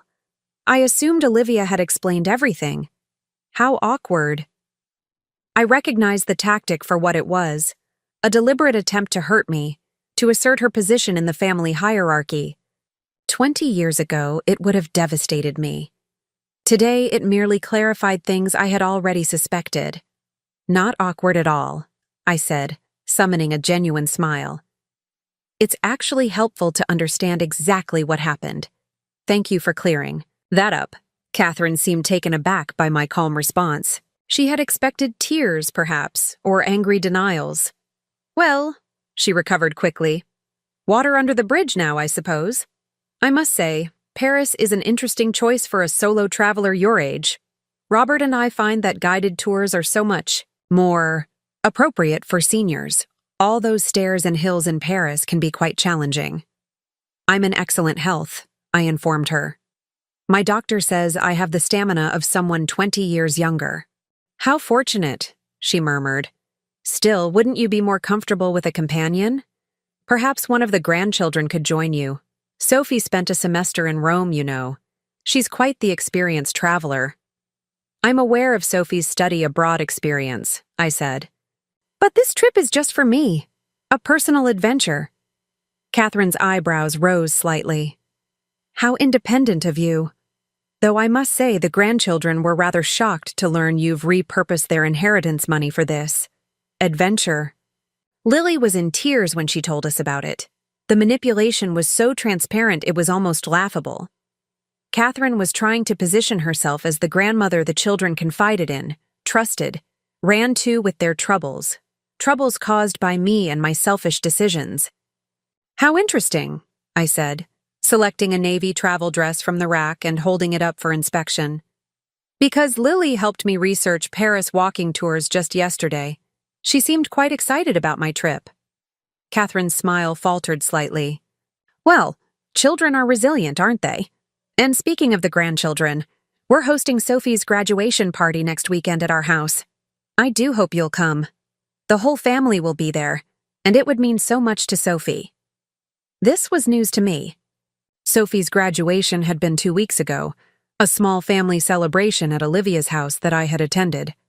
There had been no mention of another party. "How thoughtful of you to host," I said neutrally. "It's the least we can do," Catherine said with a practiced air of modesty. "Our home is so much more suited to entertaining than Olivia's. And Robert wanted to do something special for his first grandchild's graduation. He's ordered a case of champagne from France, and we're having the event catered by Marcel's. You know that French bistro downtown?" Each detail was carefully calibrated to emphasize what Catherine and Robert could provide that I couldn't.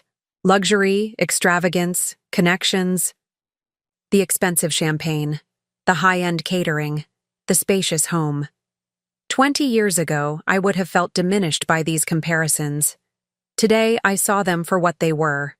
The desperate tactics of a woman who had stolen a husband, but never quite managed to steal the moral high ground. "It sounds lovely," I said, gathering the clothes I had selected. "I'm sure Sophie will appreciate the gesture. Now, if you'll excuse me, I need to try these on before my lunch appointment." I didn't have a lunch appointment, but Catherine didn't need to know that. "Of course," she said, smoothing an imaginary wrinkle from her linen jacket. "It was so nice catching up, Eleanor. I do hope your little trip goes well." "I'm sure it will," I replied. "Enjoy the graduation party." As I walked toward the fitting rooms, I heard Catherine call after me, "I'll tell Olivia and the children you send your love." I didn't turn around. I wouldn't give her the satisfaction. In the privacy of the fitting room, I leaned against the wall and took several deep breaths. The encounter had shaken me more than I wanted to admit. Not because of Catherine's transparent attempts to hurt me, but because of what she had revealed about my birthday. Olivia had planned a dinner. The children had known about it. And they had chosen, consciously and deliberately, to go to Robert and Catherine's instead. The realization should have hurt. In some ways it did. But it also validated the changes I had made since that night. If I had continued as before, giving everything, asking for nothing, ignoring the imbalance in our relationships, nothing would have changed. I would have remained the convenient grandmother, valued for what I provided but not for who I was. As I tried on the travel clothes I had selected, I studied my reflection in the mirror. The woman looking back at me was changing, inside and out. There was a confidence in her posture that hadn't been there before, a clarity in her gaze that spoke of difficult truths, faced and absorbed. I purchased the clothes without guilt: a travel dress, 2 pairs of lightweight pants, 3 wrinkle-resistant tops, a cardigan for cool evenings, a packable rain jacket, a small fortune by my old standards, a reasonable investment by my new ones. As I left the store, my phone chimed with a text from Olivia. "Mom, are you free for coffee tomorrow? Just us. There's something I need to tell you." I stared at the message, wondering if Catherine had already reached out to her, if tomorrow's conversation would be about the graduation party I hadn't been invited to, or some other revelation designed to test my newfound resolve. Whatever it was, I would face it as the woman I was becoming, not the woman I had been. "Yes," I texted back. "My place at 10? I'll make scones." Then I drove home, parked my aging car in the driveway, and spent the afternoon planning which books to pack for my trip to Paris. Guidebooks, certainly, but also a novel set in the city, a collection of Hemingway's essays about his time there, and a blank journal Nancy had given me for recording my experiences. Catherine's attempts to diminish my excitement about Paris had failed. If anything, her condescension had only strengthened my determination to have a meaningful, independent adventure, one that couldn't be overshadowed by expensive champagne or catered parties. I had spent my life in the shadow of other people's priorities. Now, at 70, I was finally stepping into the light of my own. The next morning, I was up early baking cranberry orange scones, my mother's recipe, perfected over decades of Saturday mornings. The familiar ritual of measuring, mixing, and kneading was soothing, a counterpoint to the anxiety bubbling just beneath the surface. What did Olivia need to tell me? Had Catherine called her immediately after our encounter? Was this about Sophie's graduation party or something else entirely?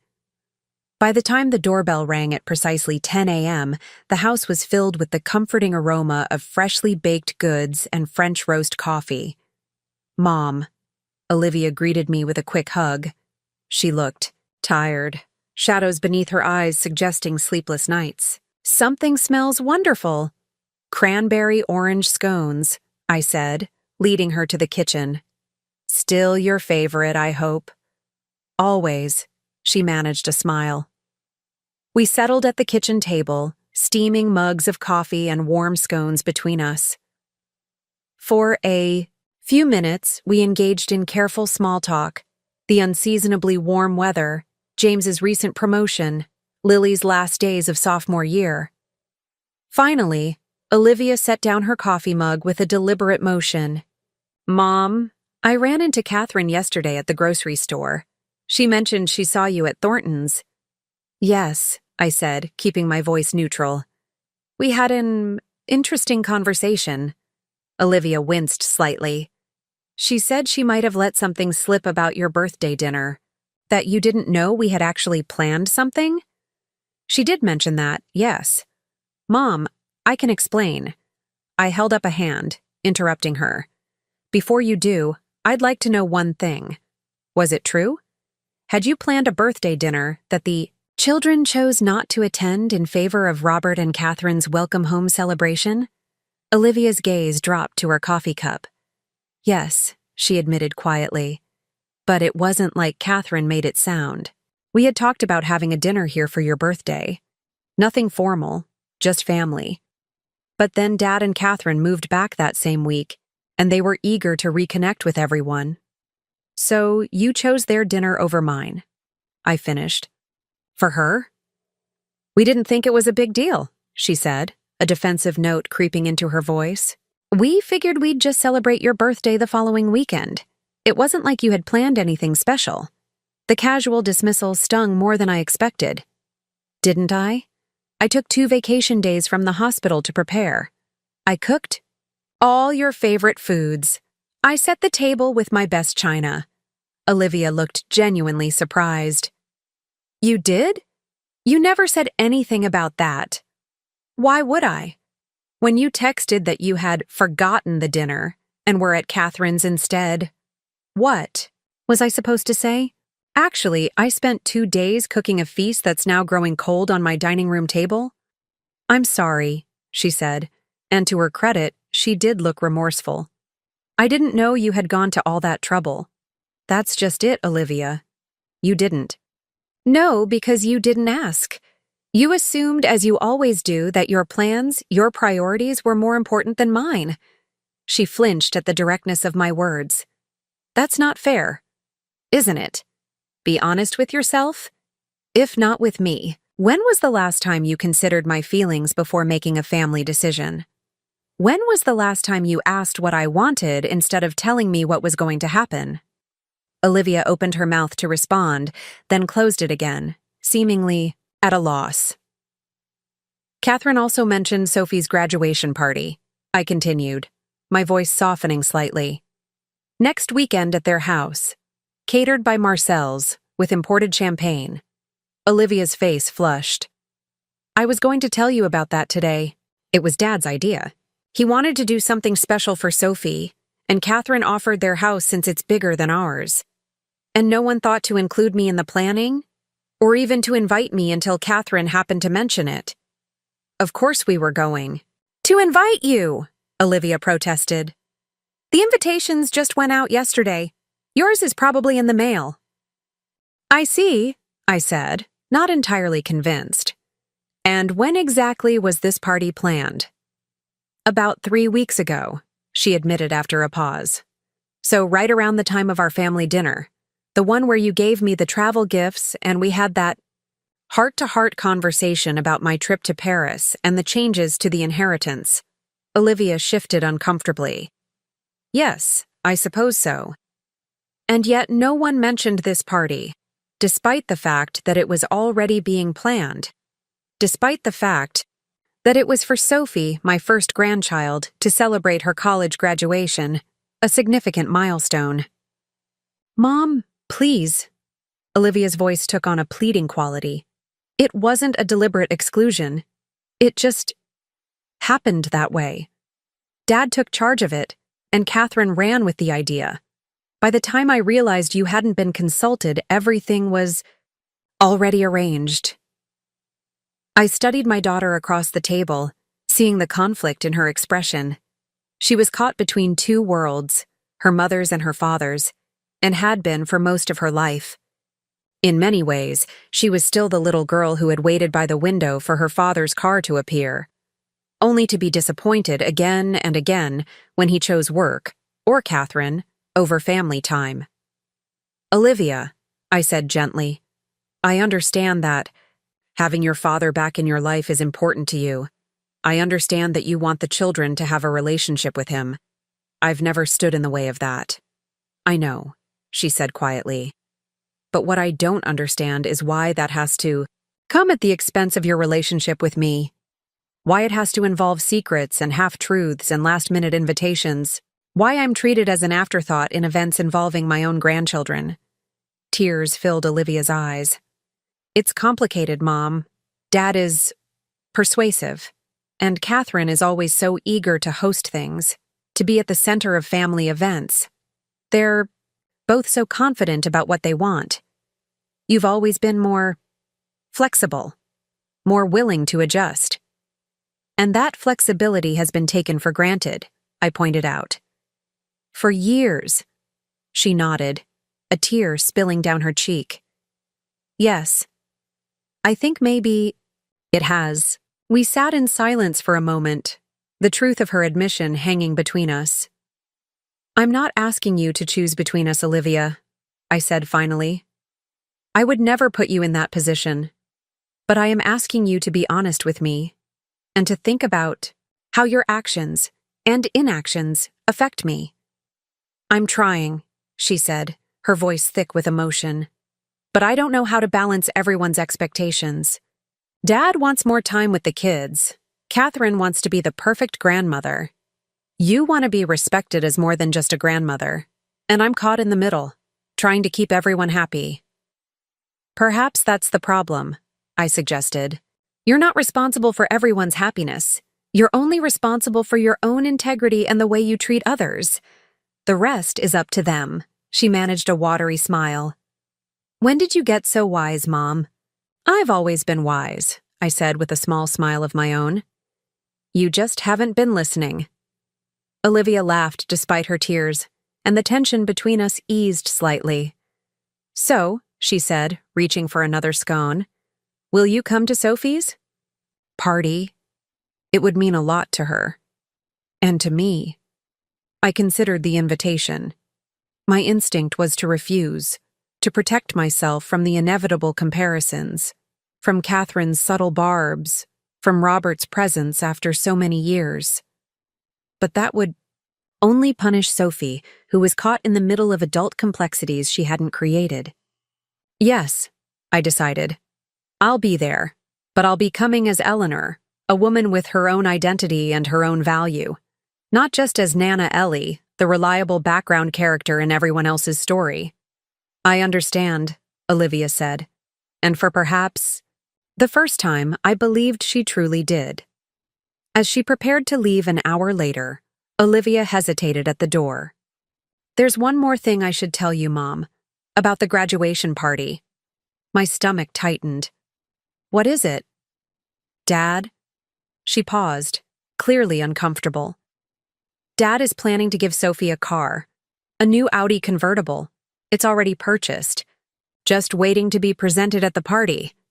The extravagance of the gift was breathtaking. A new luxury car for a 22-year-old recent graduate who hadn't yet secured a full-time job. It was exactly the kind of grand gesture Robert had always favored. Impressive, public, and ultimately designed to create an obligation that could never quite be repaid. I see, I said, working to keep my voice steady. That's very generous of him. I wanted you to know beforehand, Olivia explained, so you wouldn't be surprised at the party, and so you'd understand why Sophie might seem overwhelmed by his gift. What she meant, of course, was that Sophie's reaction to her grandfather's lavish present might overshadow her appreciation for whatever more modest gift I might bring. She was trying, in her way, to protect my feelings. Thank you for telling me, I said sincerely. I appreciate the consideration. After Olivia left, I sat on my porch swing, processing our conversation. The revelations about my birthday dinner were painful, but not entirely surprising. The graduation, party dynamics were more complicated, a minefield of family politics, competing grandparents, and materialistic displays of affection. How would I navigate that event? What gift could I possibly bring that wouldn't seem pitiful in comparison to a luxury convertible? As I pondered these questions, my phone chimed with a text from Sophie. Nana, are you coming to the party next Saturday? It won't be the same without you. The simple message touched me. Whatever Sophie's reaction might be to Robert's extravagant gift, she still wanted my presence. That mattered. I'll be there, I texted back. Wild horses couldn't keep me away from celebrating your achievement. Her response came quickly. Great. Can you come early to help me get ready? Mom's going to be busy with the caterers and I could use your calm presence. Plus, I have some questions about Paris. Thinking maybe I might visit you there for a weekend if you're open to it? I stared at the message, warmth blooming in my chest. Sophie wanted my help, my presence, my advice. And she was considering joining me in Paris, not to monitor me or take over my trip, but to share in the experience, perhaps to see me in this new light, this new life I was creating. I would love that, I replied. Both helping you get ready and having you visit Paris. We can talk details when I see you. As I set the phone down, I realized something important. I didn't need to compete with Robert's extravagant gift. Sophie wasn't asking me for material things. She was asking for my time, my wisdom, my companionship. Those were gifts Robert, for all his wealth and grand gestures, had never consistently provided. The thought was freeing. I didn't need to measure my worth as a grandparent by the price tag of my gifts. I had something far more valuable to offer. A lifetime of love, shown not through flashy displays but through steady presence, through thousands of small moments of care and attention. With that realization, I knew exactly what to give Sophie for her graduation. Not something that would compete with Robert's Audi, but something that would complement the journey she was beginning.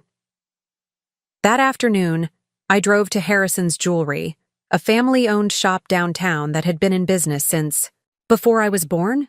The bell above the door jingled softly as I entered, and Mr. Harrison himself greeted me from behind the counter. "Eleanor Winters," he smiled warmly.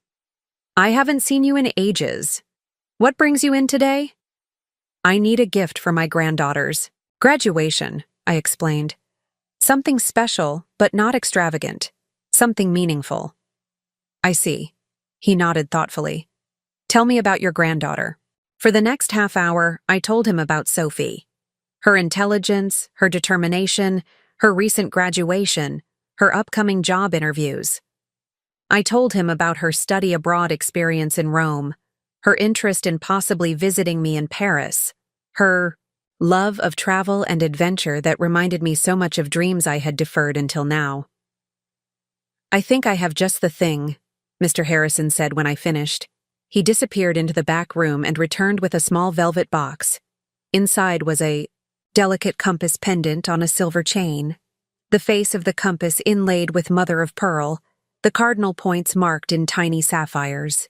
"It's beautiful," I breathed. "It's more than decorative," he explained, carefully removing it from the box. "It's a working compass, small but accurate, and look here." He turned it over to show me the back, where there was space for a short engraving. "We could engrave a message," he suggested. "Something personal from you to your granddaughter." The pendant was perfect. Elegant but practical. Symbolic yet functional. Like me, I thought with a small smile. "I'll take it," I decided. "And for the engraving?" I thought for a moment, then wrote on a slip of paper the words I wanted inscribed on the back. The day of Sophie's graduation party dawned warm and sunny. I dressed with care in a new outfit I had purchased specifically for the occasion. A lightweight blue dress that matched my eyes, paired with comfortable but stylish sandals. I arrived at Robert and Catherine's house 45 minutes before the party was scheduled to begin, as Sophie had requested. The house was impressive, a sprawling Tudor-style home in an exclusive neighborhood, with manicured gardens and a circular driveway where a red Audi convertible sat gleaming in the sunlight, a giant bow on its hood. Robert's gift, displayed prominently for all to see. I took a deep breath, tucked Sophie's gift into my purse, and rang the doorbell. To my surprise, it was Robert who answered, and the shock of seeing him after so many years momentarily robbed me of speech. He had aged, of course. His hair was completely silver now, his face lined, his tall frame slightly stooped. But his eyes were the same deep blue that Olivia had inherited, the same eyes that now studied me with a mixture of wariness and something else I couldn't quite identify. "Eleanor," he said, his voice gruffer than I remembered. "You're early." "Sophie asked me to come help her get ready," I explained, finding my voice. "Ah." He stepped aside to let me enter. "She's upstairs, second door on the right." I nodded, moving past him into the foyer. The house was exactly as I would have expected. Expensively furnished, impeccably decorated, designed to impress rather than welcome. "Eleanor," he called as I reached the stairs. I turned back to face him. "You look well," he said awkwardly. "Very well, actually." "Thank you," I replied. So do you. It was a lie, but a polite one. Up close, Robert looked tired, strained. The confident man who had once broken my heart seemed dimmed somehow, less substantial than the monster my memory had created. Before either of us could say more, Catherine appeared from what I assumed was the kitchen, wearing an apron over a designer dress, her face lighting with a hostess's practiced smile. "Eleanor, you're early. We weren't expecting guests for another hour at least." Sophie asked her to come help her get ready, Robert explained. Catherine's smile faltered slightly. "Did she? How thoughtful. Well, you know where to find her. I need to get back to supervising the caterers." She disappeared as quickly as she had appeared, leaving an uncomfortable silence in her wake. "I should go up," I said, gesturing to the stairs. Robert nodded. "Yes, of course." I found Sophie in a guest bedroom, surrounded by dresses laid out on the bed, her hair wrapped in a towel. Her expression one of mild panic. "Nana," she exclaimed when she saw me. "Thank goodness you're here. I can't decide what to wear, and my hair is being impossible, and I'm so nervous about all these people coming to celebrate me when I don't even have a job lined up yet." "Take a deep breath," I advised, closing the door behind me. "One thing at a time. Let's start with the dress." For the next half hour, I helped Sophie select an outfit. The emerald green dress that complemented her coloring, style her hair, loose waves that framed her face beautifully, and apply minimal makeup that enhanced her natural beauty. As we worked, she peppered me with questions about Paris, what I planned to see, where I would stay, what I hoped to experience. "I've been researching airfares," she admitted as I helped her with a necklace clasp. "There are some really cheap flights. If I'm flexible with dates, I could come for 3 or 4 days toward the end of your trip if that works for you." "I would love that," I said sincerely. "We could visit the museums together, have dinner at a sidewalk cafe, maybe take a boat tour on the Seine." "That sounds amazing," she smiled, "and a lot more meaningful than some graduation party where half the guests are Dad's business associates who barely know me." I raised an eyebrow. "Your grandfather invited his colleagues?" Sophie rolled her eyes. "Grandpa turns everything into a networking opportunity. But it's fine. The party will be over in a few hours, and then I can focus on more important things, like job applications and planning my Paris adventure." Her casual dismissal of Robert's elaborate party surprised me. I had assumed she would be thrilled by the extravagance, impressed by the expensive car waiting in the driveway. Instead, she seemed almost embarrassed by it all. "You don't seem very excited about your gift," I observed carefully. "The Audi is quite something," she sighed, turning to face me directly. "Can I be honest, Nana? It's too much. I appreciate the gesture. But a brand new luxury convertible for someone who just graduated? Who doesn't even have a steady income yet? It feels like, I don't know, like he's trying to buy my affection, or showing off how successful he is. Either way, it makes me uncomfortable." Her insight caught me off guard. When had Sophie become so perceptive, so grounded? "Plus," she continued, "the insurance and maintenance on a car like that are insane. I did the research when Mom let slip. What he was planning. I'd have to get a second job just to afford the upkeep." I couldn't help but laugh. "Sophie Hamilton, when did you become so practical?" She smiled sheepishly. "I've been thinking a lot about what you said, about earning things, about building a foundation. It made me realize I don't want to start my adult life dependent on extravagant gifts that come with strings attached, visible or not."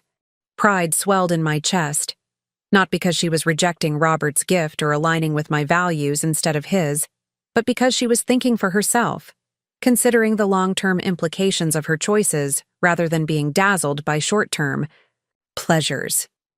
"You're going to be just fine," I told her, squeezing her hand. "Whatever path you choose."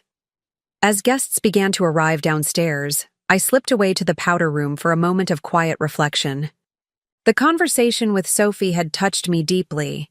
She was growing up, developing her own perspective on family dynamics and material wealth. And somehow, despite all the missteps and missed birthdays and competing influences, she had absorbed some of the values I had tried to model: thoughtfulness, independence, living within one's means. Maybe I hadn't failed as a grandmother after all. The party itself was exactly as I had expected. Lavish food, flowing champagne, a mix of family, members and strangers in expensive clothes making small talk around the expansive backyard.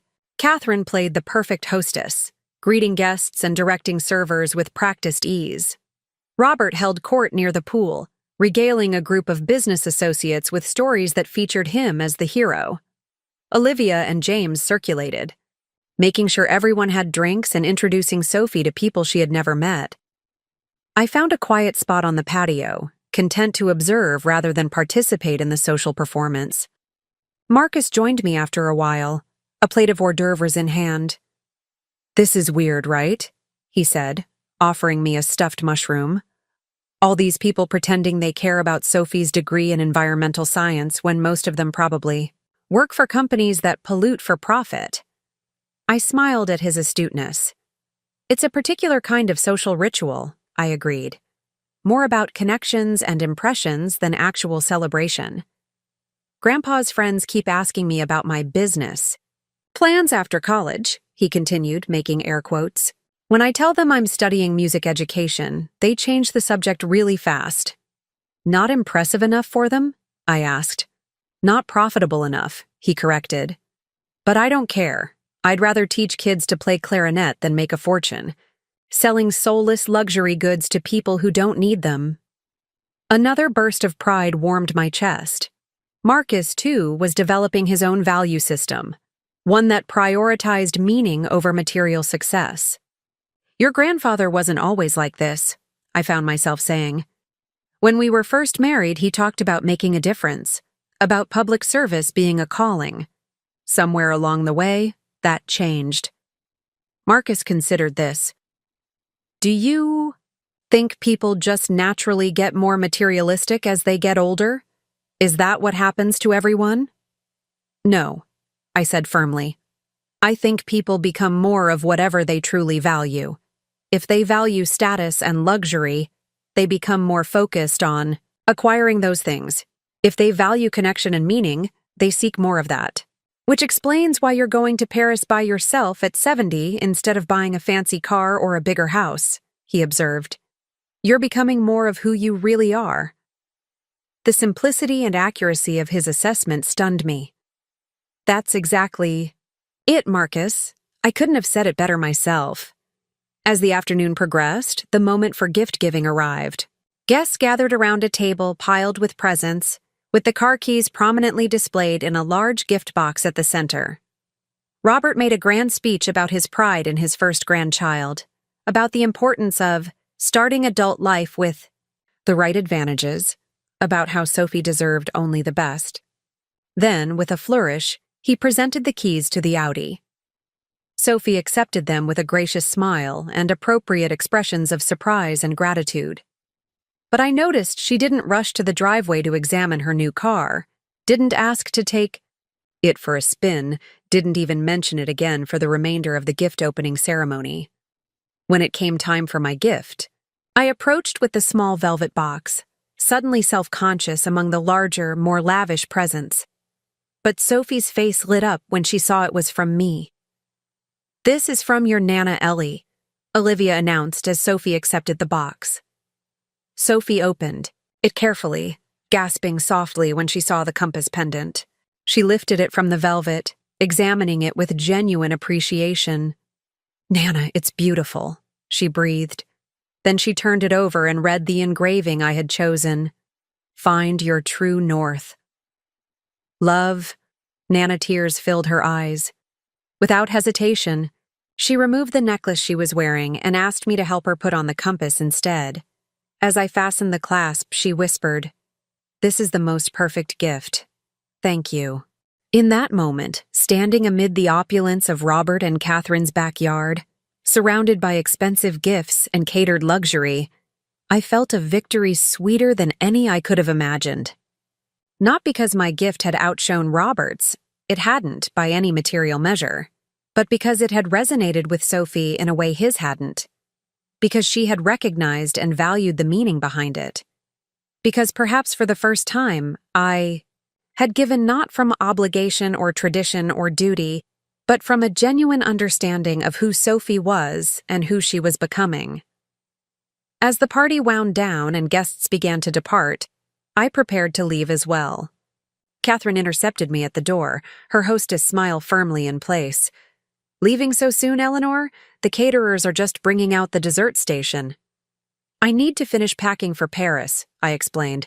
"My flight is in 3 days." "Of course." She nodded. "Your little adventure. Well, I hope it lives up to your expectations." "I'm sure it will," I replied serenely. "Just as I'm sure Sophie will treasure her graduation memories." Catherine's smile tightened almost imperceptibly. "Yes. Robert's gift was quite something, wasn't it?" Sophie seemed pleased. "Sophie is gracious," I corrected gently, "and she values thoughtfulness over extravagance, something I've always admired about her." Before Catherine could respond, Sophie herself appeared, still wearing my compass pendant. "Nana, are you leaving? Let me walk you to your car." Outside, away from the party and the pretense, Sophie hugged me tightly. "Thank you for coming today. And for the compass. It means more to me than I can say." "I'm glad," I said, returning her embrace. "Remember, it's not just decorative, it actually works." "I know," she smiled. "I already tested it. North is that way." She pointed confidently.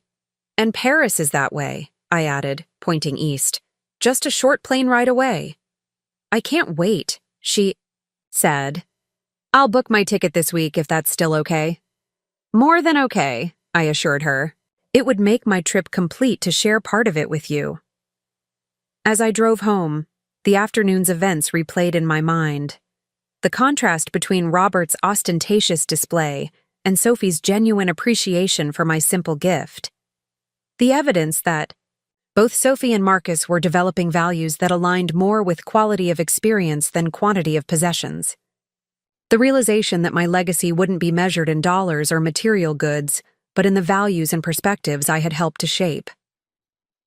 3 days later, I boarded a plane to Paris, my heart full of hope, and my mind open to whatever adventures awaited.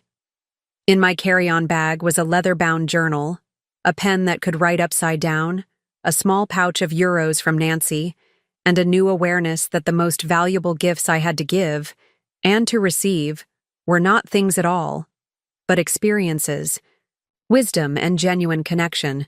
Paris awaited. And beyond that, a life reclaimed. Paris exceeded every expectation. From the moment I stepped out of Charles de Gaulle Airport into the waiting transfer car, a sense of possibility enveloped me, a feeling I hadn't experienced since I was young. Hotel in Saint-Germain-des-Prés was everything Helen at the travel agency had promised. Charming, centrally located, with a tiny balcony overlooking a bustling street lined with cafes and bookshops. The room was small by American standards, but perfectly appointed, with crisp linens, a modern bathroom, and windows that opened to let in the sounds and scents of Paris. Those first few days were a revelation. I wandered the streets with a map in hand, discovering hidden courtyards, centuries-old churches, and tiny shops selling everything from handmade chocolates to antique books. I visited the Louvre with a small tour group, standing in awe before the Mona Lisa and the Winged Victory. I spent an entire afternoon in the Musée d'Orsay, moving slowly from one impressionist masterpiece to another, tears sometimes filling my eyes at the beauty captured on canvas. Each evening, I dined at a different cafe, ordering in my rudimentary French, delighting in the ritual of a leisurely meal accompanied by a glass of wine and followed by espresso. Sometimes I brought a book, but more often I simply watched the parade of humanity passing by. Couples strolling hand in hand, families herding excited children, groups of friends laughing over shared bottles of wine. I wasn't lonely, as Olivia had feared I would be. Instead, I was peacefully solitary, present with myself in a way I hadn't been for decades. Each night I wrote in the journal Nancy had given me, recording not just what I had seen and done, but how I felt. The emotions that surfaced as I navigated this new territory, both geographical and personal. I wrote about the unexpected lightness. I felt moving through the world as just Eleanor, without the weight of others' expectations. I wrote about the small triumphs of successfully ordering a meal, or finding my way back to the hotel using the metro. I wrote about the gradual uncurling of something long dormant inside me, curiosity, joy, a sense of adventure. I sent photos to the family, the Eiffel Tower sparkling at night, a perfect croissant at my favorite cafe, a street musician playing accordion beside the Seine. Their responses varied, enthusiastic emoji-filled texts. From Lily, thoughtful questions from Marcus, practical advice from Olivia about avoiding tourist scams. From Sophie, increasingly excited messages about her upcoming visit at the end of my second week. On day 10, I received an unexpected text. From Robert. Catherine showed me your Paris photos that Olivia shared. The city suits you. Always did, even in your mind. The message was cryptic, referencing conversations long forgotten, dreams once shared in the early days of our marriage. I didn't respond, but I found myself wondering if Robert, too, was reassessing the past, reconsidering choices made and paths not taken. As I prepared for Sophie's arrival, I realized that Paris had given me more than beautiful sights and delicious foods. It had given me perspective on my life, my relationships, my own worth.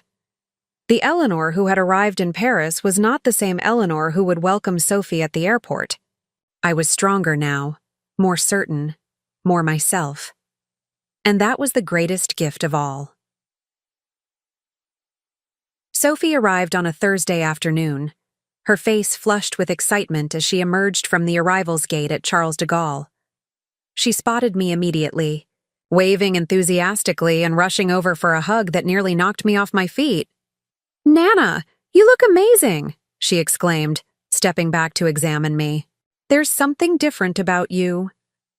"It's Paris," I laughed. "It has a way of transforming people." We took the train into the city, Sophie chattering about her flight, her job interviews, and her first impressions of France. I had booked her a room at my hotel, just 2 doors down from mine. Close enough for convenience, but allowing us both privacy and independence. "I can't believe I'm actually here," she marveled as we settled into a cafe near our hotel that evening. "A month ago, I didn't even have a passport, and now I'm drinking wine in Paris with my grandmother who's having her own international adventure." "Life can change quickly when you let it," I observed, raising my glass to hers. The next 4 days were a beautiful blur of shared experiences. Sophie's energy and enthusiasm were contagious, pushing me to see and do more than I might have on my own. We climbed the steps to Sacré-Cœur for a breathtaking view of the city. We explored the narrow streets of Montmartre, stumbling upon artists painting en plein air. We spent a rainy afternoon in Shakespeare and Company, browsing books and sharing recommendations. What surprised me most was how easily we fell into rhythm together, not as grandmother and granddaughter in our traditional roles, but as 2 women exploring a magnificent city, sharing observations and insights, occasionally disagreeing but always with respect for each other's perspective. On Sophie's 3rd evening, as we shared a bottle of wine on my tiny hotel balcony, she grew unusually quiet. "What's on your mind?" I prompted gently. She hesitated, then said, "I've been thinking about something Grandpa said at the graduation party, about how he wished he'd been more present in my life when I was younger." "And how did that make you feel?" I asked, careful to keep my tone neutral. "Conflicted," she admitted. "Part of me appreciates that he acknowledges his absence, but another part feels like he's rewriting history, casting himself as the regretful father figure, when in reality, he chose to be absent. He chose Catherine over his family, over you. I sipped my wine, considering my response. People are complicated. Sophie, your grandfather made choices I didn't agree with, choices that hurt me deeply. But he's still your grandfather, and he does love you in his way. But his way involves expensive gifts and showy gestures, not actual presence or support, she said with unexpected bitterness. Not like you, Nana. You were always there, for every school play, every soccer game, every heartbreak. You showed up. That matters more than any car or fancy party. Her words touched me deeply. Thank you for seeing that, I said softly. For a long time, I wondered if anyone did. I'm sorry it took me so long, she replied, reaching for my hand. And I'm sorry about your birthday. We should have been there. I should have been there. In that moment, on a balcony in Paris with the Eiffel Tower twinkling in the distance, the last of my hurt over the forgotten birthday dinner finally dissolved. Not because it hadn't mattered, but because Sophie's recognition of its importance and her sincere regret healed something broken inside me. We're here now, I said simply, and that's what counts. On her final morning in Paris, Sophie presented me with a small, beautifully wrapped package. Inside was a delicate watercolor of the Seine at sunset, painted by one of the artists we had watched in Montmartre. For your new kitchen, she explained, so you'll always remember this trip and how it changed things between us. As we embraced goodbye at the airport, Sophie whispered, "Thank you, Nana. Not just for Paris, but for showing me that it's never too late to start living on your own terms." I watched her disappear into the security line, this remarkable young woman who was just beginning her adult journey. For the first time, I felt confident that whatever path she chose, it would be with clear eyes and an open heart. My own journey, I realized, was far from over. Paris had been a beginning, not an end. The first step into a new phase of life where I would continue to discover who Eleanor Winters truly was, beyond the roles of mother and grandmother that had defined me for so long. As I left the airport and headed back to the city for my final days in France, I felt a profound sense of gratitude for Paris, for Sophie, for the birthday dinner that no one attended, which had ultimately set me free. Returning to my small town after 2 transformative weeks in Paris, I braced myself for the inevitable letdown, the return to ordinary life, after extraordinary experiences. But as the taxi turned onto my street, I was greeted by an unexpected sight. My entire family gathered on my front porch, a welcome home banner hanging from the eaves. "Surprise!" they called in unison as I stepped from the car. Lily bounded down the steps first, wrapping me in an enthusiastic hug. "Nana, we've been waiting forever! Your flight was late!" Marcus followed, taking my suitcase from the driver. "How was the trip home? Are you exhausted?" Olivia approached more sedately, but her smile was genuine. "Welcome back, Mom. We've missed you." James stood behind them, snapping photos. "For the family album," he explained with a wink. I was genuinely touched by their welcome, by the effort they had made to mark my return. But nothing prepared me for what awaited inside my house. My modest living room had been transformed.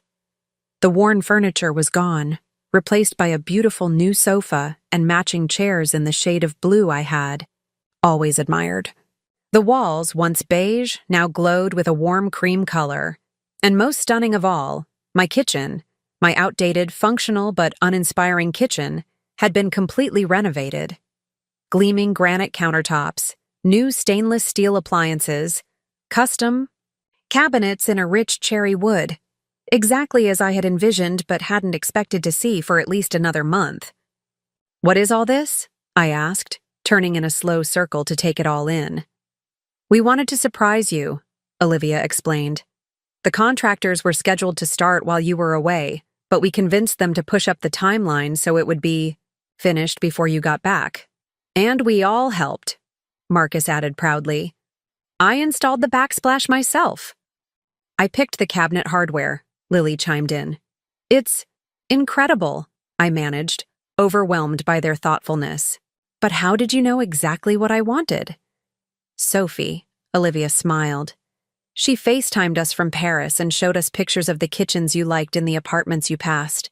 She said you kept commenting on the blue accents and the open shelving. Concept.